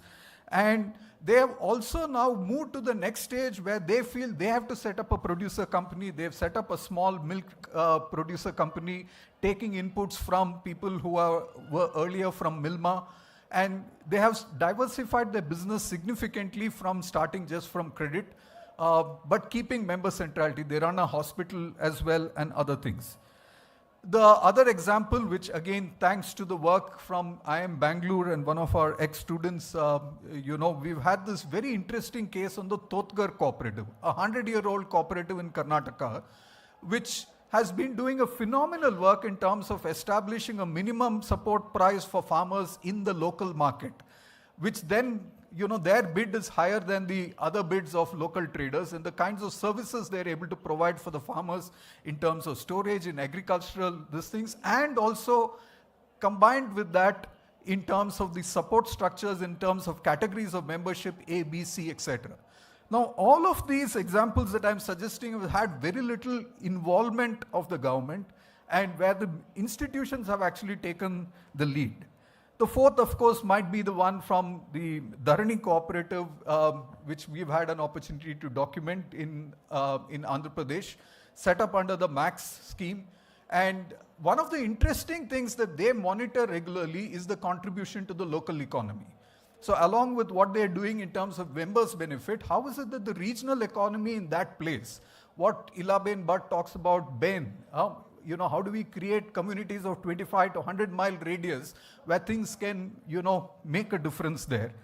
So these are some examples. The point essentially is there is much more that needs to be done. Otherwise, we are stuck with just a few case studies of what had happened in Mulkanur and so on. We do need more understanding of good models of exposure that we can document. I just want to refer to this book of ours, which is Farming Futures, Reimagining Farmer Producer Organizations in India. Out of the 15 cases here, only one of them had to be on cooperatives, but I think hopefully with the support of NABARD and having academics and practitioners working together, we can create good case studies of how each of these elements of governance and management has happened in many of these cases. A little bit on capacity building, which is so critical for, what we are talking about in taking cooperatives further. So, member education is so critical for, the idea of cooperatives moving towards Viksit Bharat. And we just came back from a very interesting exposure visit that we've been involved with the Bihar Kosi Development Project, where BODs and CEOs and the staff of the project came to IRMA for training. And the BODs and CEOs actually went to Dangs, where in a tribal part of Gujarat, they got an opportunity to meet and interact with the women leaders of this cooperative. And that experience of the peer-to-peer learning from cooperatives facilitated by a different organization makes much, much more difference than a few lectures in the manner in which we tend to look at training. And I think the key element of this is not how much hour we do, the amount of inputs that we give.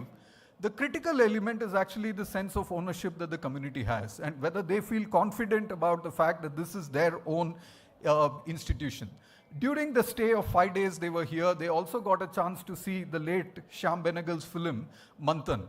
And I think there's one element in the film which is a kind of a turning point, which is this major statement of Naseeruddin Shah, who says, "E society apdi che," when the Dalit farmer there is saying, this is ours, and we have to turn around. So NDDB or the spearhead team might have done their own work, but unless the ownership is from the members, we are not able to make that transformation that is required. And I think, how do we try and design our capacity building programs to include this? So what we have learned, over a period of time, again working with partnership, which Nanda ji talked about, and I'm sure CS will also speak about it. The first part in training is to make it much, much more participatory. The second part is to please carry out training needs assessment before you start any kind of training, because each cooperative is at a different stage of growth, and we need to develop the training as per their requirement. The third is, after the training, establish and create opportunities for some of the staff to become trainer of trainers, because a lot has to be done if we want to reach the large numbers of people we're talking about. The fourth is to follow up training with mentorship programs, which can be done through online, which we have the possibility now. And sometimes, as we've noticed in the case of the Tamil Nadu State Rural Livelihood Mission, there is now a demand that's created. They're saying, please help us to create a strategic plan and visioning for some of the better FPOs that we are working with. So one element which we had introduced was, when the BODs and CEOs came, we suggested that can they have a vision of their own FPO for the next 2 years? And using the Shark Tank model, we said, can you make a pitch to the district collector on what your vision is and try and communicate it in 90 seconds? And we have, put up this in YouTube they're in their local language, some in Tamil, some in Hindi, etc. Today our students are also experimenting with the same model. But I think unless the CEOs and BODs are confident to talk to any stakeholder, we are not likely to make this shift. It cannot be the government that is going to bring about this change. So essentially I would like to end with the fact that there's a lot to be done on the human resources part, and I'm very thankful to NABARD for initiating this part, that this has to be done in partnership. It cannot be done in isolation of just the government alone, doing it in their own restricted sphere of influence. There's so much to be learned through integration with the academia, with civil society organizations, with the banks, financial institutions, etc., so that the cooperative movement can be taken much further. Thank you very much.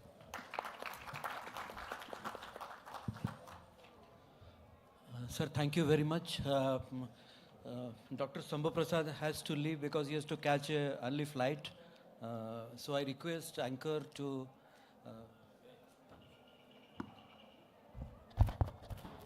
Thank you so much, sir, for sharing your profound insights on the role and significance of cooperatives. We would just request Nanda sir to please present sir with a memento.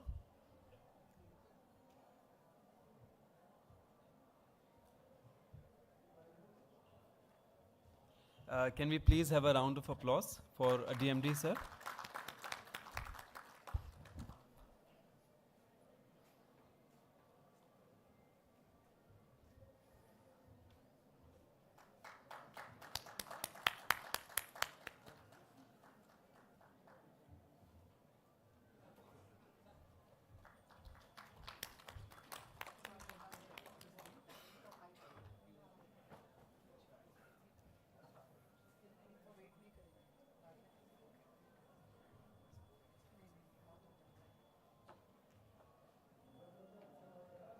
Take one or two questions, if time permits. Please don't disrupt, sir. No, we have still 5 minutes more. He still have 5 more minutes. So if anyone has some questions to Dr. Prasad, you can raise the question.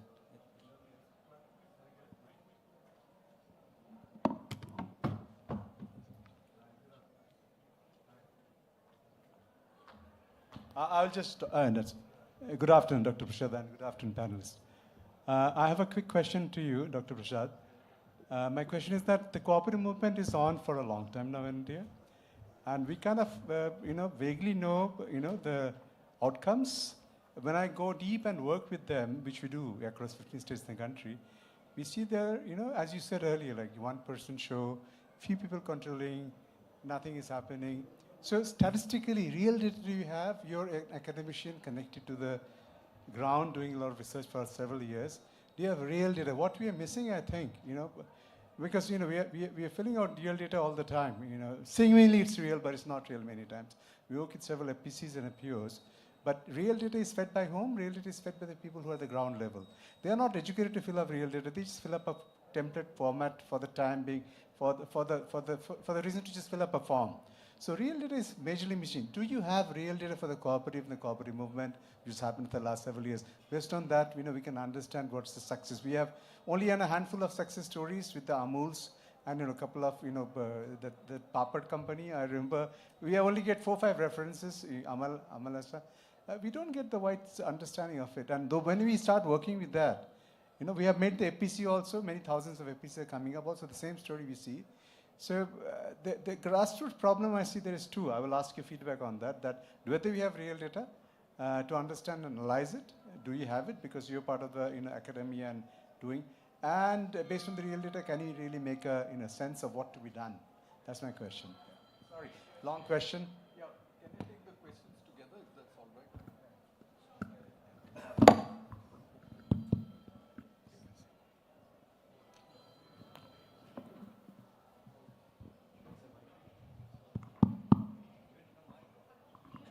I'm not sure if this is working. Yeah. One question, sir. Do you know why the FPCs have done better than cooperatives? Why it's a more robust model? And today, if you had to promote one system, which one would you go for and why? Yeah, one last question there.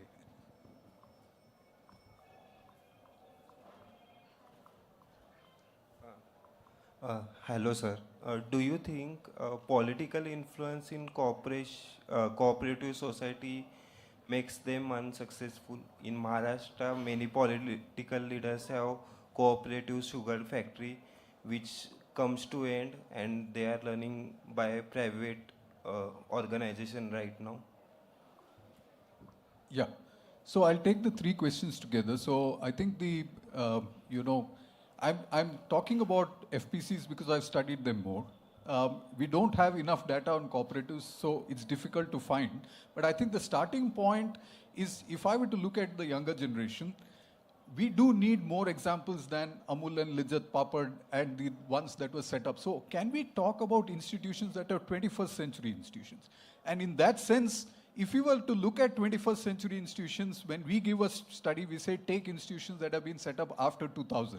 So the number of institutions that have been set up after 2000, if we were to find out the number of cooperatives that have been set and have been doing well, can we then go and we need to do some study, get the kind of real data that you're talking about, then we are in a position to talk about. This book took about a year and two to work on, and with a lot of participation from civil society organizations. We now have a model where it is important that academics have to work with practitioners to get this knowledge. Academics by themselves cannot get this because it's not so easy to get this information. We need to have dialogue with communities to get these insights as well in terms of real-time data. So in short, I don't think we have that kind of data. We have to generate that real-time data. There is no direct case that FPCs are working better than cooperatives. We're just saying in terms of numbers, one of the concerns that Professor Shah had is there are no new cooperatives that were getting set up in the 1990s. So today we are talking of more cooperatives being set. But one example that we would like to understand is that while we have this 10,000 FPOs that have been formed, the targets have been achieved, we are not sure how many are sustainable. Our case study suggests that if social mobilization, which is such a critical element of setting up a people's institution, is underemphasized, you end up creating an institution, but the ownership is not likely to be there. So I think that element, because a FPO takes, from these case studies, not going to take 3 years, it's a minimum of a 5 to 7 year investment. C.S. Reddy will talk to you about it. And that's the kind of effort that's required to make these happen. Maharashtra, of course, in the past, there has been a lot of political interference. The work that we had done in one of the case studies is on the Maha FPC, which is a federation of FPOs. We need to look at institutions beyond the village level, which can play the role of batting for the primary institutions and negotiating work well with the markets as well. Maha FPC has done reasonably well in terms of procurement and ensuring that the government policies reach many small and marginal farmers across. In a frayed environment, there would be political interference, but it is possible, as some of these examples are being shown, that you can try and ensure, in one case through the lines that was given by milk producer companies, but otherwise also there could be some ways by which we can look around this. I'll stop at this point. I think we do have 2 more speakers, and let's move on and listen to them. Thank you very much, and my apologies that I can't stay on for longer.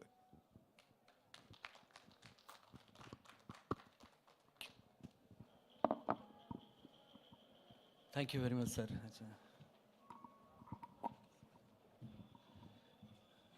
To continue our discussion, now I request Pradip Vora, the CEO of Gujarat State Cooperative Bank, to share his valuable experience on the project Cooperation Among Cooperatives, which has been highly successful in Gujarat.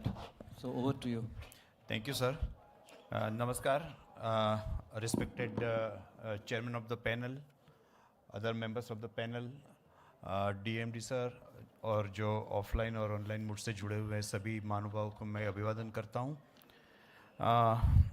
मैं special thanks to Thakur साहब, क्योंकि उन्होंने हमारे लिए कम time दिया, क्योंकि since I am a practical banker I do not have much practice to speak. मैं सबसे पहले थोड़ा दिखाना चाहूँगा कि गुजरात में स्लाइड आप कहाँ है पॉइंटर.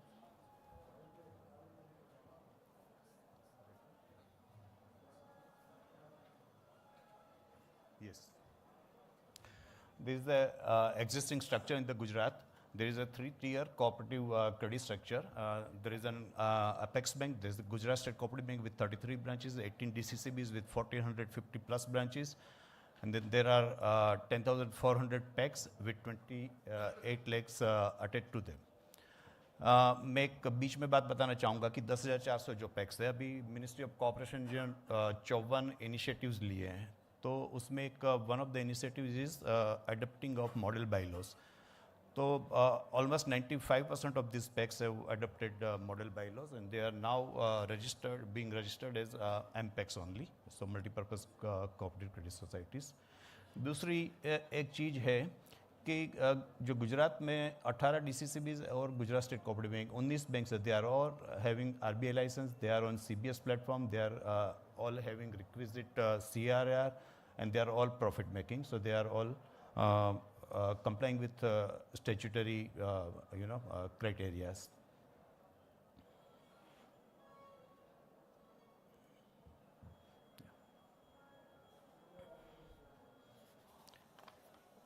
मुझे आज टॉपिक दिया हुआ है कि सहकार से समृद्धि के अंतर्गत जो गुजरात का एक्सपीरियंस क्या है वो आपके साथ शेयर करूं. बिफोर शेयरिंग दैट एक्सपीरियंस मैं एक दो चीज़ें बताना चाहूँगा कि ऑनरेबल प्राइम मिनिस्टर ने एक इंडियन इकोनॉमी को 5 ट्रिलियन इकोनॉमी बनाने की बात की है. उसी के दौरान ऑनरेबल मिनिस्टर ऑफ कॉर्पोरेशन ने भी एक सहकार से समृद्धि का विचार प्रेजेंट किया. तो इन्हीं के साथ जुड़ा हुआ है ये एक गुजरात स्टेट कोऑपरेटिव बैंक का एक इनिशिएटिव था. हमारे जो रिस्पेक्टेड चेयरमैन हैं बोर्ड के, तो उन्होंने एक आगे आपने देखा we are putting in more efforts at the bottom of the pyramid. तो जो अगर किसान मजबूत होगा तो पैक्स भी मजबूत होगी, पैक्स अगर मजबूत है तो DCCBs भी स्ट्रॉन्ग होगी. तो ऊपर से मेहनत करने की बजाय अगर नीचे से हम मेहनत करेंगे तो पूरा ही सुपर स्ट्रक्चर है वो स्ट्रॉन्ग बनेगा.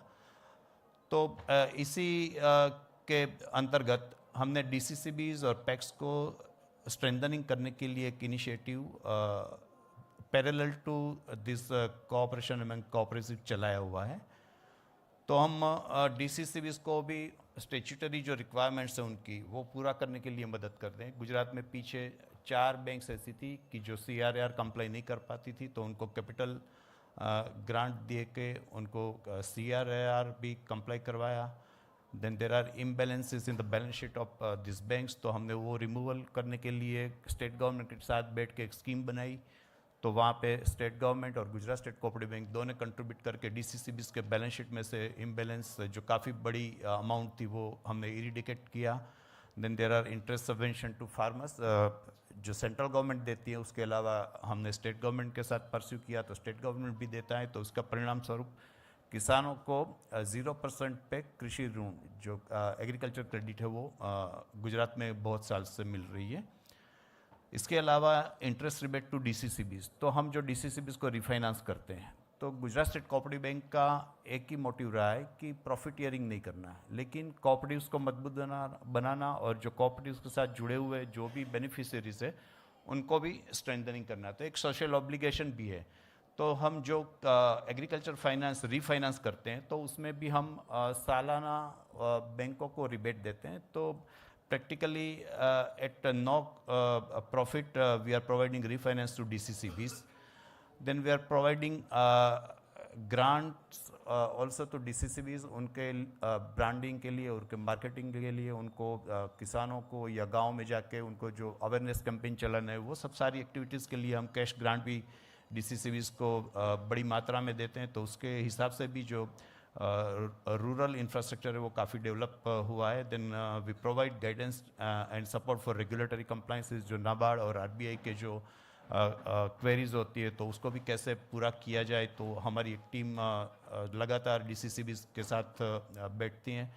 Then deployment of agriculture and IT officers, हमने हर एक ज़िले में हर एक DCCB में एक IT ऑफिसर और एक एग्रीकल्चर ऑफिसर लगाया हुआ है जो जाके पैक्स में और किसानों को वो अवेयरनेस करता है, वो कैसे KCC कार्ड एक्टिवेशन करना है, कैसे डिजिटल ट्रांजैक्शन करना है, या कैसे उनको खेत में क्या फर्टिलाइज़र लगाना है, या किस तरीके से उनको एग्रीकल्चर अपना करना है. तो वो ये सब गाइडेंस देता है. Then we provide grant for street place, उनकी भाषा में गांव में जाके जो बवाई बोलते हैं या स्ट्रीट प्ले बनते हैं वो भी कर सकते, तो उससे भी एक लिटरेसी हम फैलाने की कोशिश करते हैं. Then we have provided mobile vans to DCCBs also. Then staff training जो बात आती है, तो स्टाफ ट्रेनिंग के लिए हमने बिहेवियरल स्किल टेस्ट के लिए सारी DCCBs को हमारी तरफ से हमने ये ट्रेनिंग दी. करीब there are approximately 10,000 employees of DCCBs in Gujarat, so we have provided free of cost these tests to their employees. Then there is a one-time settlement. आगे स्टेट गवर्नमेंट में भी ये अप्रूव करवाई थी फॉलो अप करके. उसके बाद reserve bank के सर्कुलर के हिसाब से अभी बैंकों ने अपनी खुद की जो एक स्कीम बनाई है, तो उसके अनुसार लगभग 450 करोड़ के जो स्टिकी ड्यूज थे we have helped in the recover. So NPA management और रिकवरी में भी हम मदद करते हैं. और fortnightly online web based video चलाते हैं जिसको करीब 5,000 एम्प्लॉयज़ एवरी अल्टरनेट सैटरडे को देखते हैं. तो इसमें हम अलग अलग बैंकिंग के और एग्रीकल्चर के टॉपिक्स और सहकार के टॉपिक्स लेते हैं. तो that is also one of the things we are doing for DCCBs, PACs and farmers. दूसरी एक चीज़ है कि ये स्ट्रक्चर गुजरात में कैसे मजबूत हो रहा है. तो Gujarat state cooperative bank is having its on membership for different types of services. तो RTGS है, NEFT और काफ़ी सारी टेक्नोलॉजी बेस्ड सर्विसेज है. तो we are providing this RTGS NEFT service तो 140 सब मेंबर बैंक्स. ये तो गुजरात की 200 करीब बैंक हैं. तो बैंक में से 149 banks are with us. CSL services है, CTS सर्विसेज है, 169 बैंक्स आर विथ अस. ये आप देखते हैं कि ये पूरी अम्ब्रेला हम चला रहे हैं और ये सारी services are without charging any service charges. So that is the unique proposition adopted by Gujarat state cooperative bank for the benefit of cooperative banks. तो इससे फ़ायदा ये होता है कि जो सब मेंबर बैंक हमसे फ्री में सर्विस लेती है वो उनके कस्टमर्स को भी फ्री में सर्विस दे सकती है और they are able to compete with other private sector banks और PSU बैंक्स. नीचे जो हमने जो स्केल है काम का, टर्नओवर कितना है वो भी दिखाया हुआ है. तो अब जो मेरा मेन टॉपिक है कि सहकार से समृद्धि कैसे इम्प्लीमेंट किया, हमारा एक्सपीरियंस क्या रहा है. तो ये दिखाने की तो जो बेसिक ऑब्जेक्टिव्स थे कि कोऑपरेटिव सेक्टर के जो रिसोर्सेज, फाइनेंशियल रिसोर्सेज जनरेट हो रहे थे वो कोऑपरेटिव सेक्टर के बेनिफिशरीज में यूज़ नहीं हो रहे थे. हमारी डिपॉजिट थी वो इकट्ठी होकर प्राइवेट सेक्टर बैंक्स में या PSU बैंक में चली जाती थी और बेनिफिशरीज कोई और होते थे. तो हमने ये एक मुहिम चलाई कि क्यों ना कोऑपरेटिव सेक्टर का अकाउंट्स कोऑपरेटिव बैंकों में ही हो और उनकी लोनिंग भी या उनकी जो बैंकिंग बेसिक नीड्स है वो भी कोऑपरेटिव बैंक के साथ ही पूरी हो.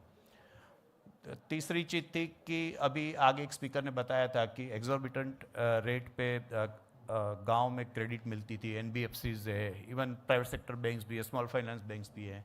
तो उसके भी हमने कई सारे एग्जांपल्स लेके ये पूरी मुहिम चलाई. तो अभी हम 0% पे उनको क्रेडिट दे पा रहे हैं. आप देख रहे होंगे कि यहाँ पे मिल्क प्रोड्यूसर्स या डेयरीज का काफ़ी ज़्यादा उल्लेख है. तो आगे की स्लाइड में आपने देखा होगा कि गुजरात में 18 बैंकों का मिलके 1,05,000 करोड़ का टर्नओवर है. दूसरा जो थ्राइविंग सेक्टर है गुजरात की कोऑपरेटिव्स में वो एक मिल्क सेक्टर है. तो GCMMF का टर्नओवर करीब 80,000 करोड़ है. तो 18 बैंक और 18 डेयरी यूनियंस मतलब GCMMF दोनों का मिलके करीब 2 लाख करोड़ का टर्नओवर गुजरात में. तो ये आप स्कैटर्ड वे में देखेंगे तो बड़ी छोटी छोटी चीज़ें दिखती है, लेकिन अगर एक साथ हम मिलके काम करें तो काफ़ी बड़ी चीज़ हो सकती है और काफ़ी बड़ी बड़ी बैंक्सों को भी हम कम्पीट कर सकते हैं. तो एक्शन प्लान में हमने क्या किया कि डेयरीज है या और भी सेक्टर्स है जो हर स्टेट में अलग अलग हो सकता है. जैसे गुजरात में डेयरी ज़्यादा है तो APMCs है, फिर district and taluka level cooperative unions है, उनके साथ मीटिंग्स की. ये पॉलिटिकल लेवल पे, लीडरशिप लेवल पे मीटिंग्स की, ऑफिसर्स के लेवल पे फील्ड में जाके मीटिंग्स हमने अरेंज की. दूसरी चीज़ ये थी कि जो गैप असेसमेंट हमने किया. एक ऑनरेबल कोऑपरेशन मिनिस्टर का एक एम है कि हर गांव में मतलब हर पंचायत के लेवल पे एक बैंकिंग पॉइंट हो. तो हमने गुजरात में भी 17-18 हज़ार एक गाँव है. तो वहाँ पे हमने कोशिश की है कि आइदर कोऑपरेटिव बैंक की ब्रांच हो या एक्सटेंशन काउंटर या ATM हो या फिर माइक्रो ATM हो कि पूरे दूर दराज के गांव में भी हर एक को एक कोऑपरेटिव बैंक की बैंकिंग सर्विसेज मिल जाए। तो ये हमने असेसमेंट किया कि कहाँ एटीएम की ज़रूरत है, कहाँ माइक्रो एटीएम की ज़रूरत। मैं नाबार्ड का बड़ा धन्यवाद करना चाहूँगा कि ये जो माइक्रो एटीएम है वो लगाने के लिए बड़े पैमाने पे उन्होंने ग्रांट दिए हैं, तो इससे ये पॉसिबल हुआ है कि हम लोग अभी 7-8 हज़ार माइक्रो एटीएम्स लगा पाए हैं। ये एक समरी है जिससे आपको पता चलेगा कि सहकार से समृद्धि अंतर्गत कितना काम हुआ है। 3 डेट्स यहाँ पे दी हुई है, 23/5/23, 15/1/24 और 31/12/24, 2 दिन पहले की। तो 23/5/23 इसलिए से मायना रखती है कि इस दिन को ऑनरेबल कॉर्पोरेशन मिनिस्टर गुजरात आए थे। उन्होंने एक इनफॉर्मल मीटिंग किया थी कुछ लीडर्स के, डेयरीज के लीडर्स से और कोऑपरेटिव बैंक के, और हमारे चेयरमैन थे। उनको बताया कि ये करना है। अभी कोऑपरेटिव्स जो इंस्टीट्यूशन है वो स्कैटर्ड वे में काम करती है अलग अलग जगह, तो उसको कैसे मिलाया जाए। तो रेडीली इनमें से 2 जो डीसीसीबी के चेयरमैन थे, जो कि डेयरी के भी चेयरमैन थे, तो उन्होंने एक बीड़ा उठा लिया कि हमारे जिले से आप पहले शुरू करो। तो हमने गुजरात में बनासकांठा और पंचमहाल 2 डिस्ट्रिक्ट में से एक प्रोजेक्ट शुरू किया। ये पायलट प्रोजेक्ट इसको नाम दिया गया। तो जब शुरू किया प्रोजेक्ट तो आप देखेंगे कि माइक्रो टीम कितने थे और उसके बाद कितने हुए। 1-1.5 साल की समय में आप देखेंगे कि कितना प्रोग्रेस हो रहा है। रुपए केसीसी कार्ड भी करीब 2.25 लाख बढ़ोतरी हुई है। केसीसी एनिमल हस्बेंड्री में 2 लाख नए अकाउंट खुले हैं। Number of transaction through micro ATM, आप डिजिटल ट्रांजैक्शन देखेंगे तो करीब 63 लाख ट्रांजैक्शन बढ़ के आए हैं। और अमाउंट है उसमें 5,273 करोड़, करीब 5,500 करोड़ के डिजिटल ट्रांजैक्शन अमाउंट वाइज बढ़े हैं। नंबर ऑफ डिपॉजिट अकाउंट से 23.5 लाख बढ़े हैं। ये 1.5 साल के दौरान जो अलग अलग बैंकों में थे ये अकाउंट्स हमारे यहाँ मतलब कोऑपरेटिव के साथ आए हैं। तो एक बड़ी चीज़ है कि 1.5 साल में 23.5 लाख अकाउंट बढ़े, उसमें 6,200 करीब 6,300 करोड़ की डिपॉजिट भी बढ़ी है। इसका परिणाम ये हुआ कि बनासकांठा और पंचमहाल डिस्ट्रिक्ट में, जहाँ पे मैं नाम भी दूंगा कि HDFC बैंक काम कर रही थी, जो कोऑपरेटिव्स के साथ फार्मर्स जुड़े हुए थे, किसी या कारण से वो वापस प्राइवेट बैंकों में या PSU बैंक में गए थे। HDFC बैंक के 225 ATM निकाल के DCCB ने लगाया है। उसका करीब 250 करोड़ का बिजनेस 3 महीने में वापस DCCB के पास आ गया है।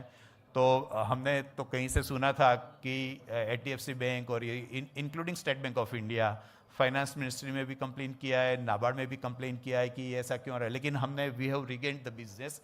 ऐसा है कि ये जो फार्मर्स पहले हमारे साथ ही थे वो वापस हमारे पास आए। ये इनिशिएटिव कैसे मतलब ये इतना काम कैसे संभव हुआ है, तो उसके पीछे भी हम लोग दिन रात काम कर रहे हैं। गुजरात स्टेट कोऑपरेटिव बैंक के स्टाफ भी जो है करीब हमने यहाँ पे दिया हुआ है, 250 का स्टाफ हमने DCCBs में डिप्लॉय किया हुआ है। इसमें कुछ हमारे परमानेंट स्टाफ है, कुछ हमने टेम्पररी भी हायर किए हैं। तो ये अलग अलग टाइप के जो स्टाफ मेंबर्स है वो DCCBs में जाके फील्ड में उनके स्टाफ के साथ घूमते हैं। डेयरी का एक टीम बनता है, वो सभी मिलके डेयरी में जाके इन्होंने ये ग्राउंड लेवल पे सर्वे किया है। फिर गुजरात स्टेट कोऑपरेटिव बैंक ने सभी DCCBs के लिए एक बैंक मित्र मतलब BC बैंक जो बिजनेस कॉरेस्पॉन्डेंट बोलते हैं उसका एक मॉडल बनाया। उसके लिए कमीशन का भी कम्पिटिटिव बनाया, जो प्राइवेट बैंक्स या PSU बैंक्स देते हैं उससे अच्छा कमीशन हमारी कोऑपरेटिव सोसाइटी को मिले, मिल्क सोसाइटी को। तो उसके लिए एक मॉडल हमने कमीशन का भी बनाया। ना सिर्फ कमीशन का मॉडल बनाया कि किंतु हमने Gujarat state cooperative bank on behalf of all DCCBs ATM, micro ATM और कैश मैनेजमेंट सर्विसेज तीनों के लिए टेंडरिंग प्रोसेस किया। कम्पिटिटिव रेट्स हमने लिए और सभी बैंकों को इसके लिए भी हम लोग ने हेल्प किए। तो काफ़ी अच्छी तरह से जो हमने माइक्रो ATMs लगाए वो आधार एनेबल्ड है। गुजरात स्टेट कोऑपरेटिव बैंक ने APS का भी लाइसेंस मिला है और हम हमारी 18 DCCBs है उनको भी सब मेंबर बना रहे हैं और उनको भी आधार एनेबल्ड पेमेंट सिस्टम में हमारे साथ जोड़ रहे हैं। तो ये काफ़ी इसमें प्रोग्रेस लाने में रोल इसका रहा है। इसके अलावा कुछ इश्यूज हैं जो कोऑपरेटिव बैंक को इन जनरल परेशान कर रहे हैं। एक CMA नॉर्म्स है, those who are from the banks would know, credit monitoring मतलब रिस्ट्रिक्टिव नॉर्म्स है, उसको काफ़ी साल से कोई अमेंडमेंट नहीं हुआ है तो उसकी भी ज़रूरत है। देन एजुकेशन लोन और हाउसिंग लोन में नॉन शेड्यूल बैंकों को सब्सिडी नहीं मिलती है, तो एक हमारा ये भी एक प्रस्ताव है कि इन बैंकों को भी सब्सिडी में जोड़े। फिर आरटीजीएस रेमिटेंसेस करते हैं या बैंक गारंटी इश्यू करते हैं कोऑपरेटिव बैंकों की, तो काफ़ी पीएसयूज है वो एक्सेप्ट नहीं करते हैं। देन एलिजिबल अगर डीसीसीबीज है तो उनको शेड्यूल स्टेटस भी दिया जाए। देन अगेन एक मुद्दा है कि जो अर्बन कोऑपरेटिव बैंक है वो किसी एक बैंक में 5% से ज़्यादा उनके लिए एक्सपोजर लिमिट है, वो डिपॉजिट नहीं रख सकती, तो उसके लिए भी एक वो that is become a hurdle for the growth. Then tax collection के लिए भी ये सहकार से समृद्धि में अगर हम कस्टमर्स को जोड़े तो उनको बैंकिंग सर्विसेज भी मैचिंग बैंकिंग सर्विसेज भी देनी ज़रूरी है। तो यहाँ पे ये दिक्कतें आती है कि भाई हम टैक्स भरने के लिए हमें जीएसटी भरना है, तो हम जीएसटी भरने के लिए हमें अलग से पीएसयू बैंक में या प्राइवेट बैंक में खाता रखना पड़ेगा।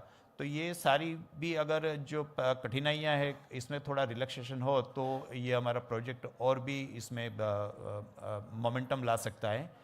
इसके अलावा हमने एनसीडीसी से भी रिक्वेस्ट किया है in terms of CMA norms की वो भी हमारे साथ लार्ज जो स्केल एडवांसेस है उसमें कंस्ट्रक्शन बेसिस पे जुड़े।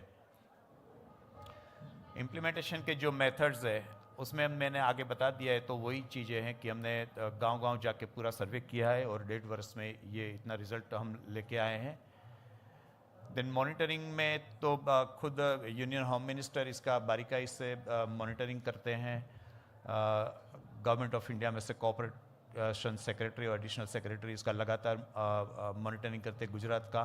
उसके अलावा जो गवर्नमेंट ऑफ गुजरात में कॉर्पोरेशन मिनिस्टर है उन्होंने chairman apex bank, secretary corporation और आरसीएस के साथ मिलके सभी जिलों में फिजिकल मुलाकात की और सभी स्टेक होल्डर के साथ एक बार मिले हैं और ये मुहिम को आगे बढ़ाने के लिए।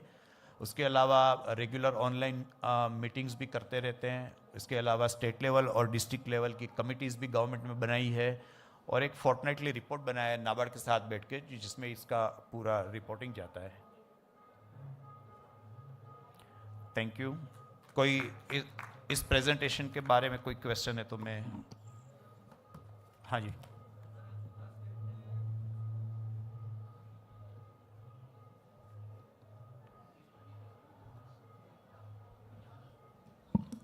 बाद में करो। Hello. So thank you, Vora ji. Now I request CS Reddy garu to cover the topic how to include non-credit societies into this cooperative fold. Thank you very much. I think we have had I should say, a wonderful panel discussion till now. And I think Mr. Thakur started with the focus that it should be for the members, by the members. And I think today this panel is about how do we transform the primary agriculture cooperative societies into business organizations that are multi-service organizations. As of now, they are predominantly credit focused. So how do we transform them into multi-service organizations? I am really thankful to NABARD for giving me this opportunity, Mr. Sood and all the colleagues from the IDD department. I think I must say the past 2 days has been a great learning experience with all the panel discussions that have been happening.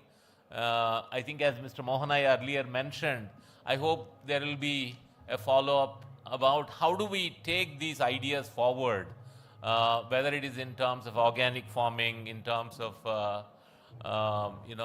the entire marketing initiatives, and also the transformation of the primary agriculture cooperatives. So I think that is, I think the celebration is starting the other side because we are running a bit behind schedule. So what I really want to highlight in this particular session, Mr. Suresh Prabhu talked about two important aspects. One, he said, we must really look at a bottom-up approach. I think it was emphasized by other panelists. Second, he mentioned about women being at the forefront. I think in the primary agriculture cooperative societies, which are predominantly men, so how do we look at women having a role to play? That's something that we need to look at. There was also a mention about how do we take a bottom-up approach, so that I think Mr. Vora also emphasized on the importance of bottom-up approach. So that's something that we need to look at. Professor Shambhu Prasad highlighted the importance of autonomy and independence. So those are some of the things I will kind of very quickly cover. I would promise that I won't take more than 10 minutes and share some ideas about how do we transform the PACs into multi-service organizations. This is just a bit of a background. As APMAS, as an organization, we work with community-based organizations, self-help groups, federations, and also farmer producer organizations.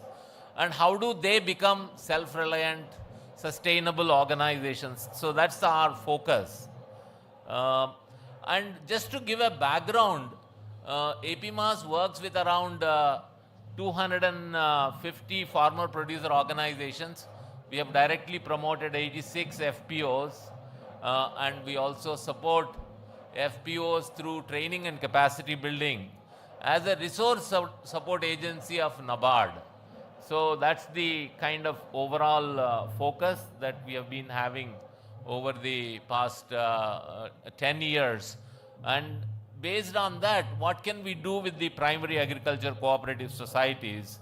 We, of course, have developed a lot of training materials for transforming farmer producer organizations into viable business organizations. So some of that experience we will fold into this discussion. I think this, APMAS has developed a poster on how do we do engendering of farmer producer organizations. That means how do we bring the gender aspect into the FPOs. So that's something that we have kind of focused. And in fact, APMAS has directly promoted 22 FPOs where 100% of the shareholders are women. And I think there has been a very positive experience of farmer producer organizations being all women organizations. So maybe in the PACs also we need to look at, as part of the transformation, about women shareholding, women membership, and also women leadership. In terms of the challenges faced, I think everyone in this room know what are the challenges. Maybe they don't very effectively practice the cooperative values and principles. Shambhu mentioned that many of them don't even know them. In fact, a lot of shareholders in PACs don't know that they are shareholders. I think less than 50% actually use the services of the primary agriculture cooperative societies.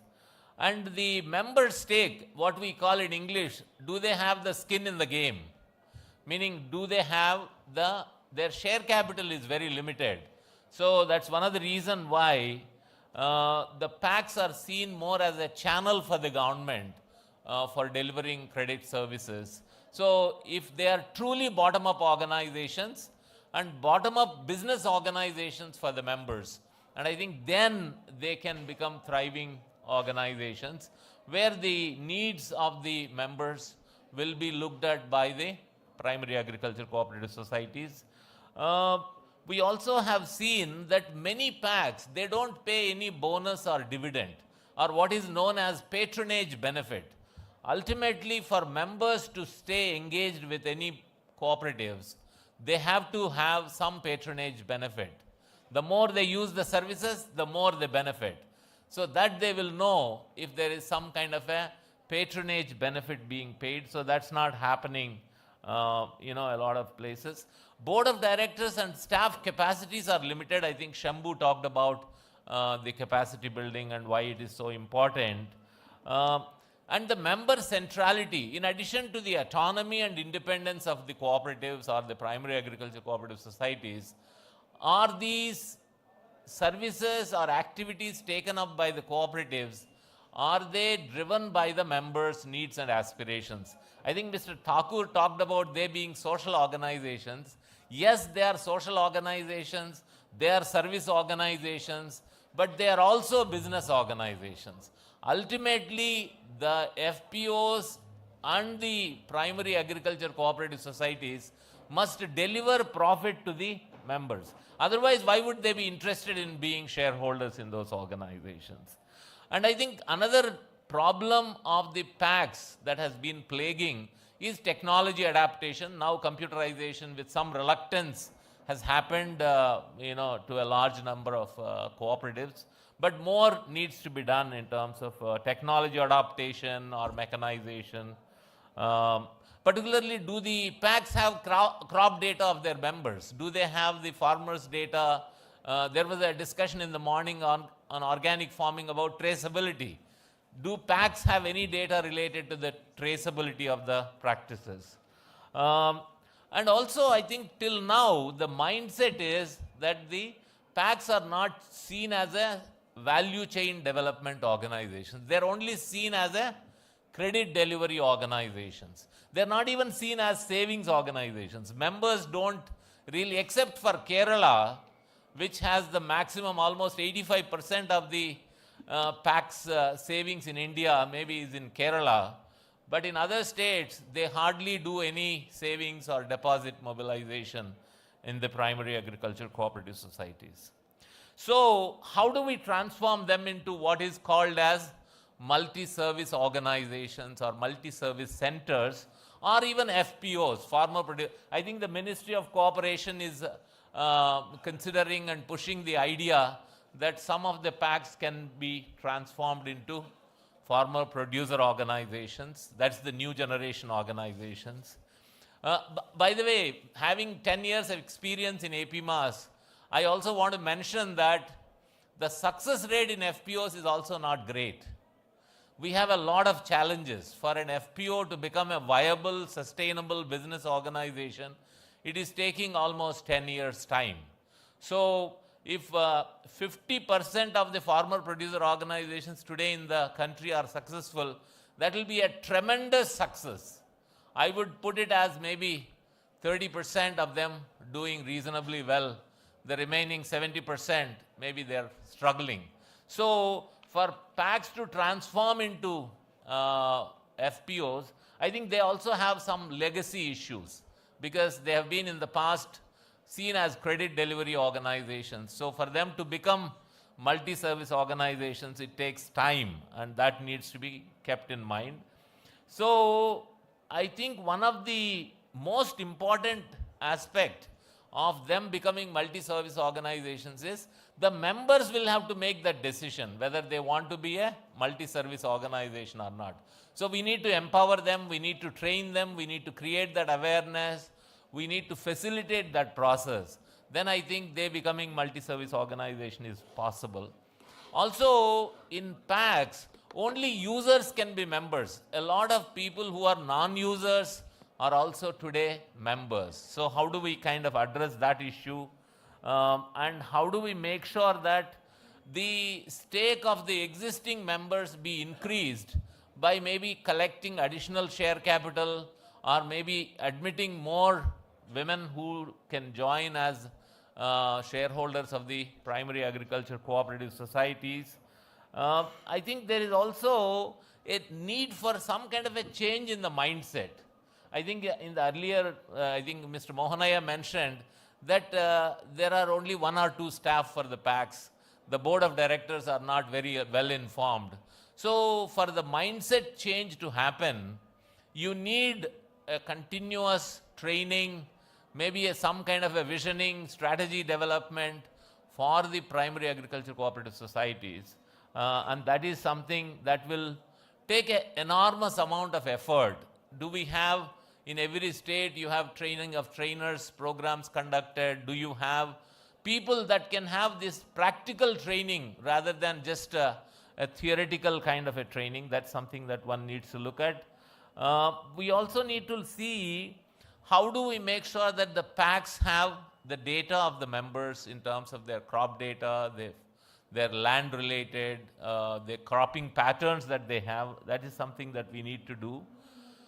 And for the packs to be transforming into FPOs, maybe there are some packs that are willing to be transformed and some may be reluctant. So those that are willing to be transformed into FPOs, maybe NABARD and state governments and the state cooperative banks can help them to transform into packs. Maybe in some other cases, some packs which are well functioning, which are successful, profitable, they can promote FPOs or farmer producer organizations as multi-service organizations. So I think we need to also have some kind of a business support organization for maybe every 30 or 50 packs, because no one else can do it. We need some kind of a mentoring and hand-holding agency for every 30 or 50 packs for that transformation to take place. Another idea, this is coming from the FPO experience, can the federation of packs be promoted? At the moment, there is a district cooperative central bank, which is a financial entity regulated by the Reserve Bank of India. Can there be a federation that promotes value chain development through the primary agriculture cooperative societies? So that is something, but that agency cannot be a cooperative. Maybe it needs to be more as a business entity, as a corporate entity, and it has to have professional management. Because if there is a politics or there is a kind of a vested interest at the level of the federation of the primary agriculture cooperative societies, then it may not be able to promote and support the packs as the multi-service organizations. Oh, what happened? Is that, sorry? Okay, so wait. There's one more slide. Oh, okay, maybe something happened to the slide.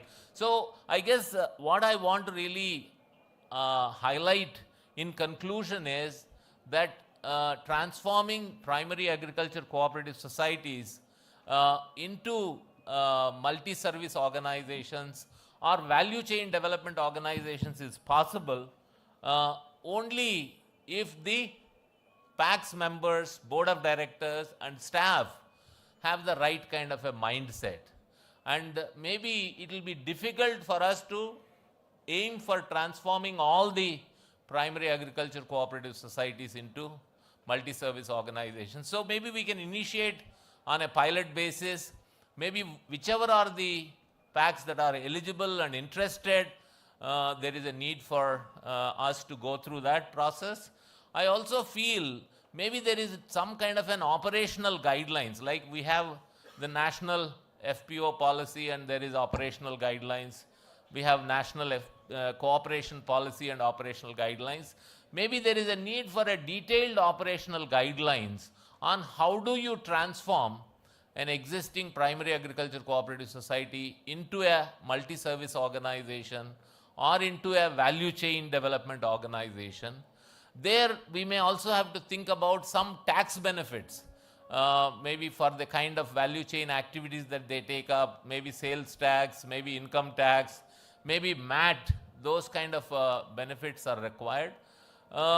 Because the existing primary agriculture cooperative societies lack both capital and capability, so how do they get maybe credit at lower rates of interest for taking up the value chain development? Maybe if some PACs are willing to set up a petrol pump, or PACs are willing to set up a custom hiring center, PACs are willing to set up a cold storage facility or a transport facility, how do we make sure that they have the finances? Because they on their own will not be able to invest for those kind of activities. So availability of credit for them to take up those kind of activities is very important. There is also a need for these PACs that go through the transformation be eligible for a number of government schemes. It may be under RKVY, maybe MIDH, maybe PMFME. There are schemes to set up a collection center, set up a custom hiring center with subsidy up to 75%. So some of the schemes that are available for FPOs, they should also be available for the primary agriculture cooperative societies that are willing to go through. So in a way, we need to create an enabling ecosystem for the PACs to transform into multi-service organizations. It is possible. The only caution that I would mention is that it takes time. It may not happen in the next 2 years, next 5 years. We are talking about Viksit Bharat, which is 2047. So I think that gives 20 plus years.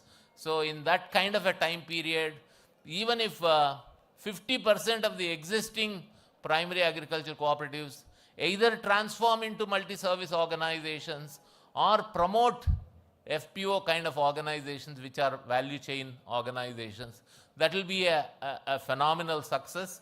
For that to happen, I think the Ministry of Cooperation, agencies like NABARD, and more importantly, the state governments, there is a need for creating an enabling ecosystem.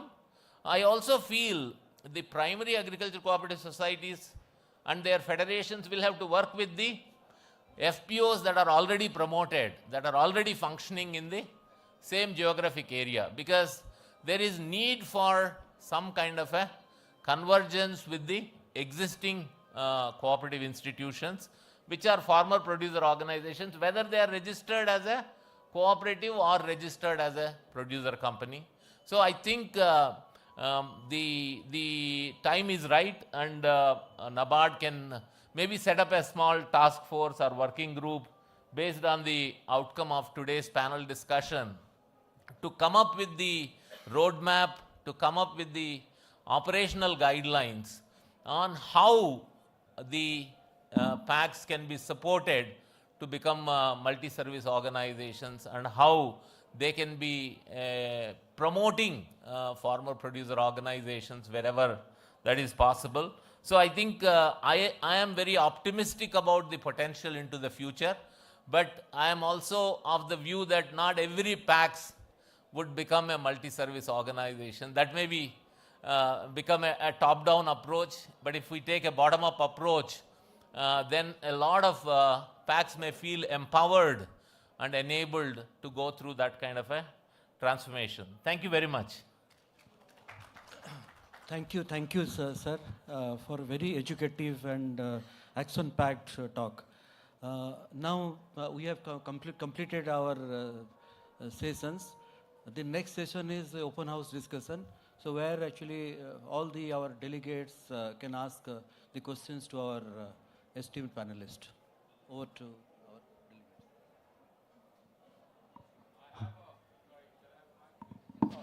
Go ahead.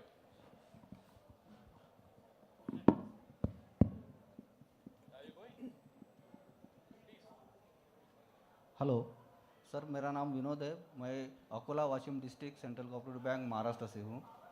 मेरा सवाल ये था sir, आपके PPT में देखना हो रहा sir, वहाँ पे फसल बीमा के बारे में आप कैसा स्टेट वर्क कर रहे हैं, उसके बारे में मेरे को थोड़ा जानना था। फसल बीमा योजना गुजरात गवर्नमेंट ने खुद की चालू की है 2 साल से। तो जो कॉम्प्रिहेंसिव क्रॉप इंश्योरेंस स्कीम थी गवर्नमेंट ऑफ इंडिया की, उसकी वजह स्टेट गवर्नमेंट ने खुद की स्कीम चालू की है। तो उसके नियम वगैरह जो अलग है, उसी दौरान उसी के हिसाब से कंपनसेशन दिया जाता है। यानी सर पीएमएफबी योजना का स्वीकार न करते हुए आपने स्टेट ने खुद की एक योजना बनाई है। स्टेट ने बनाई है, okay, government of Gujarat. May I? Yes, please. Good evening, gentlemen. I don't know why I'm finding I've tasted this sort of a wine before. I've been attending these type of forums and programs quite a number. The only thing which made me come to this particular one, because I had made a vow that no more. The word NABARD made me think of the word Balat, which is very, very interesting. and thanks to Mr. Prabhu here, who gave me a very encouraging opening line the moment I entered, was that there are many who would like to be part of this, but I've come myself to get enrolled at some time, but it was never so welcoming and friendly that I had to reverse my steps back. Coming back to the training part, I've attended a few training programs of not maybe yours, but some other similar type of issues. And I find those programs constructed for the benefit of some retards. They don't connect with the people at all whom you are trying to do something over here. And making this program just copy, paste programs, presenting them in a PPT, and expecting them to understand by just reading that without verbally explaining what one is talking about. So here is my question. We have to, you people are very learned, very nice faces and pleasant, articulately speaking gentlemen over here, coming from, I'm sure, from the corporates of bureaucracy behind you. So why are we left from here half hungry? There's no satisfaction but just giving a polite applaud. It never happens, it never reaches. I don't know who your target audiences are. So why are we attending these programs and what are we taking away from us? I know one thing I'll be able to take away back if I'm given a welcome chance to be part of NABARD. But otherwise, as I repeat, it is again the same wine with a different bottle perhaps. So can somebody please enlighten this question of mine, or my concern rather? Thank you.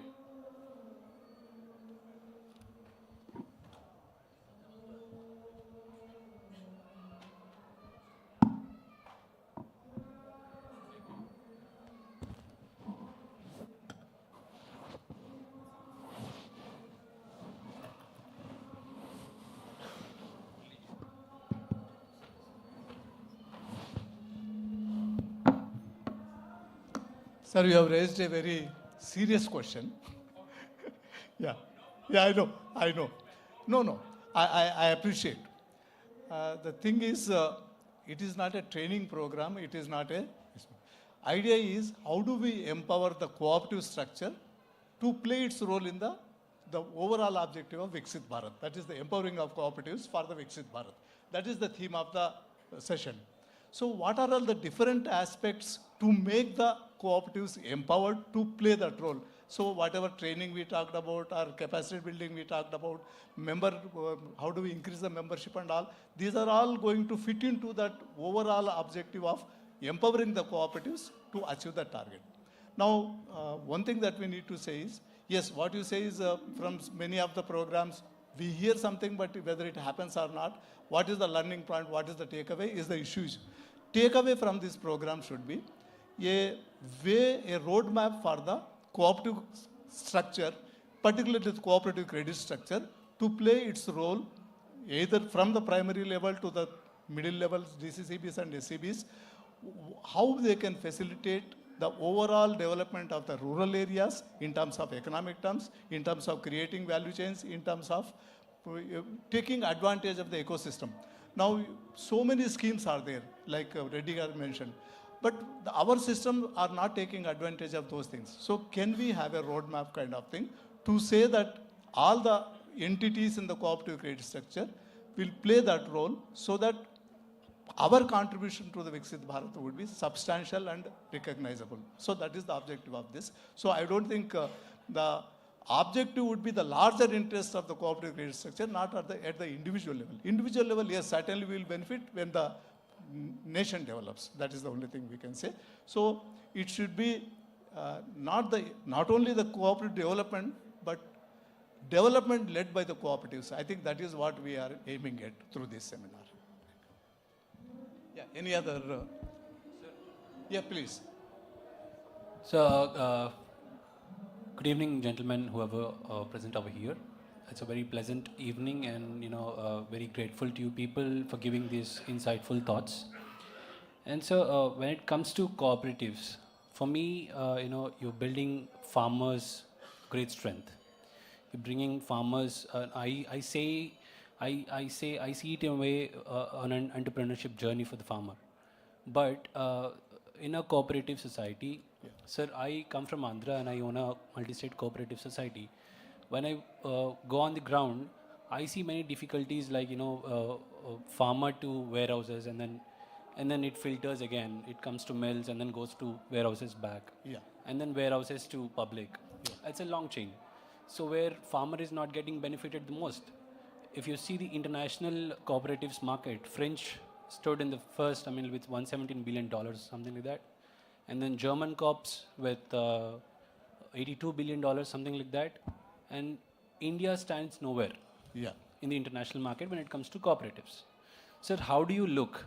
I know I'm just debating the question a bit out of this topic, but I believe NABARD is not less than any other organization can answer this question. How do you see in the international market, sir? Where farmer will get the most of the benefit rather than going to this farmer to warehouse, warehouse to again warehouse, and then the public. Yes, please. I think Thank you. Nanda would like to mention there on. But what Reddy Garu talked about, converting the cooperative societies into multi-service centers and also value chain creators and value chain managers. So if he can manage that, I think farmer will get a better return than what he is getting today. So that is exactly what we should aim. Even at our society level, what are the pain points of the farmer? So if we can identify the pain points of the farmers and take steps at our level, the society level itself, or wherever it is required, either from the government departments or from the NABARD or any other agency where we could get that support, I think that is the leadership role which the local cooperative management will have to play, or the CEOs will have to play. I think understanding the requirements of the members and providing those services to the members, I think that is the lead point which we need to keep it in mind. Sir, but certainly, I'll just one small supplement related to, of course, we are continuing to discuss the same. I guess cooperatives are very complex kind of organizations. So I think historically we have challenges in India. So their reform also is complex. So that's one of the reasons why you may feel that in, maybe workshops after workshops, the same points are being discussed. But related to, you have asked a very good question about the cooperatives in developed countries are successful, whether it is, Germany or the Netherlands or in the US or Canada, for example, the Jardin movement. I think in most of the developed countries, there is no interference in the functioning of the cooperatives. They function as autonomous, independent business organizations of the members. So they are private organizations owned, managed, controlled and used by the shareholders. Whereas when it comes to India or in many developing countries, you go to Ethiopia, you go to Uganda, you go to Kenya, you go to Nepal, you go to Sri Lanka, there is historically some kind of these are seen as quasi-governmental organizations. These are seen as channels for government to deliver benefits or deliver services to the farmers. So as a result, there is a bit of a confusion about, are they business organizations? Are they channel for the government? So oftentimes, members in such organizations become passive in participation. So the ownership, the leadership, and the control oftentimes does not, rest with the members. That's one of the reasons why a lot of times board of directors don't take active interest, because they think that someone else is controlling them. To some extent, we are seeing such problems even in the farmer producer organizations. So historically, the cooperative department, for example, say we will conduct your audit, or the cooperative department will say we'll conduct your elections. So the members feel that they can't manage their own affairs, or they don't have the freedom to manage their affairs. So I think the success of the cooperatives, for example, in Germany, 30% of the banking services are provided by the cooperative financial institutions. Simply because those cooperatives are like any mainstream bank.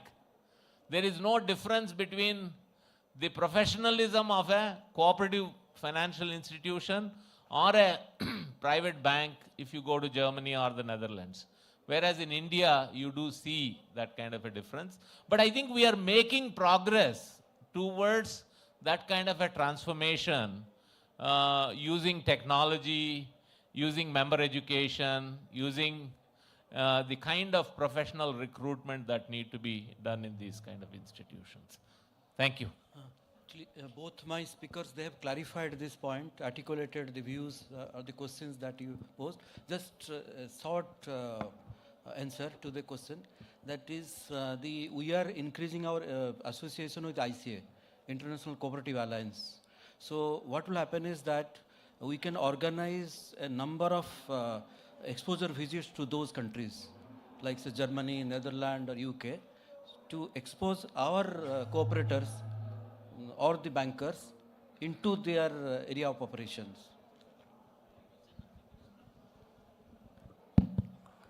Good evening, sir. My question is, the Government of India initiative 10,000 promoting FPOs, sir. So already some government, NABARD, so many departments is promoted 10,000 FPOs. In grassroots level, some of group of farmers also only registered FPOs, sir.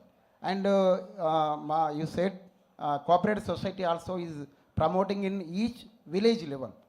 So each village level cooperative societies previously promoted a long back, sir, but is some cooperative society is not functioning is good, sir. FPOs now is running to movement, sir. But is similarly, my question is, in each village promoted in future, before you told, sir, is Government of India ministry is separately developed, sir. So one village is formed cooperative society by Government of India and already exited FPOs. So how to one person is member in FPO and cooperative society. So same benefit is already Reddy sir is told is same like that, promoting value addition and marketing, all things, sir. This is the confusing in our side, sir. Kindly brief.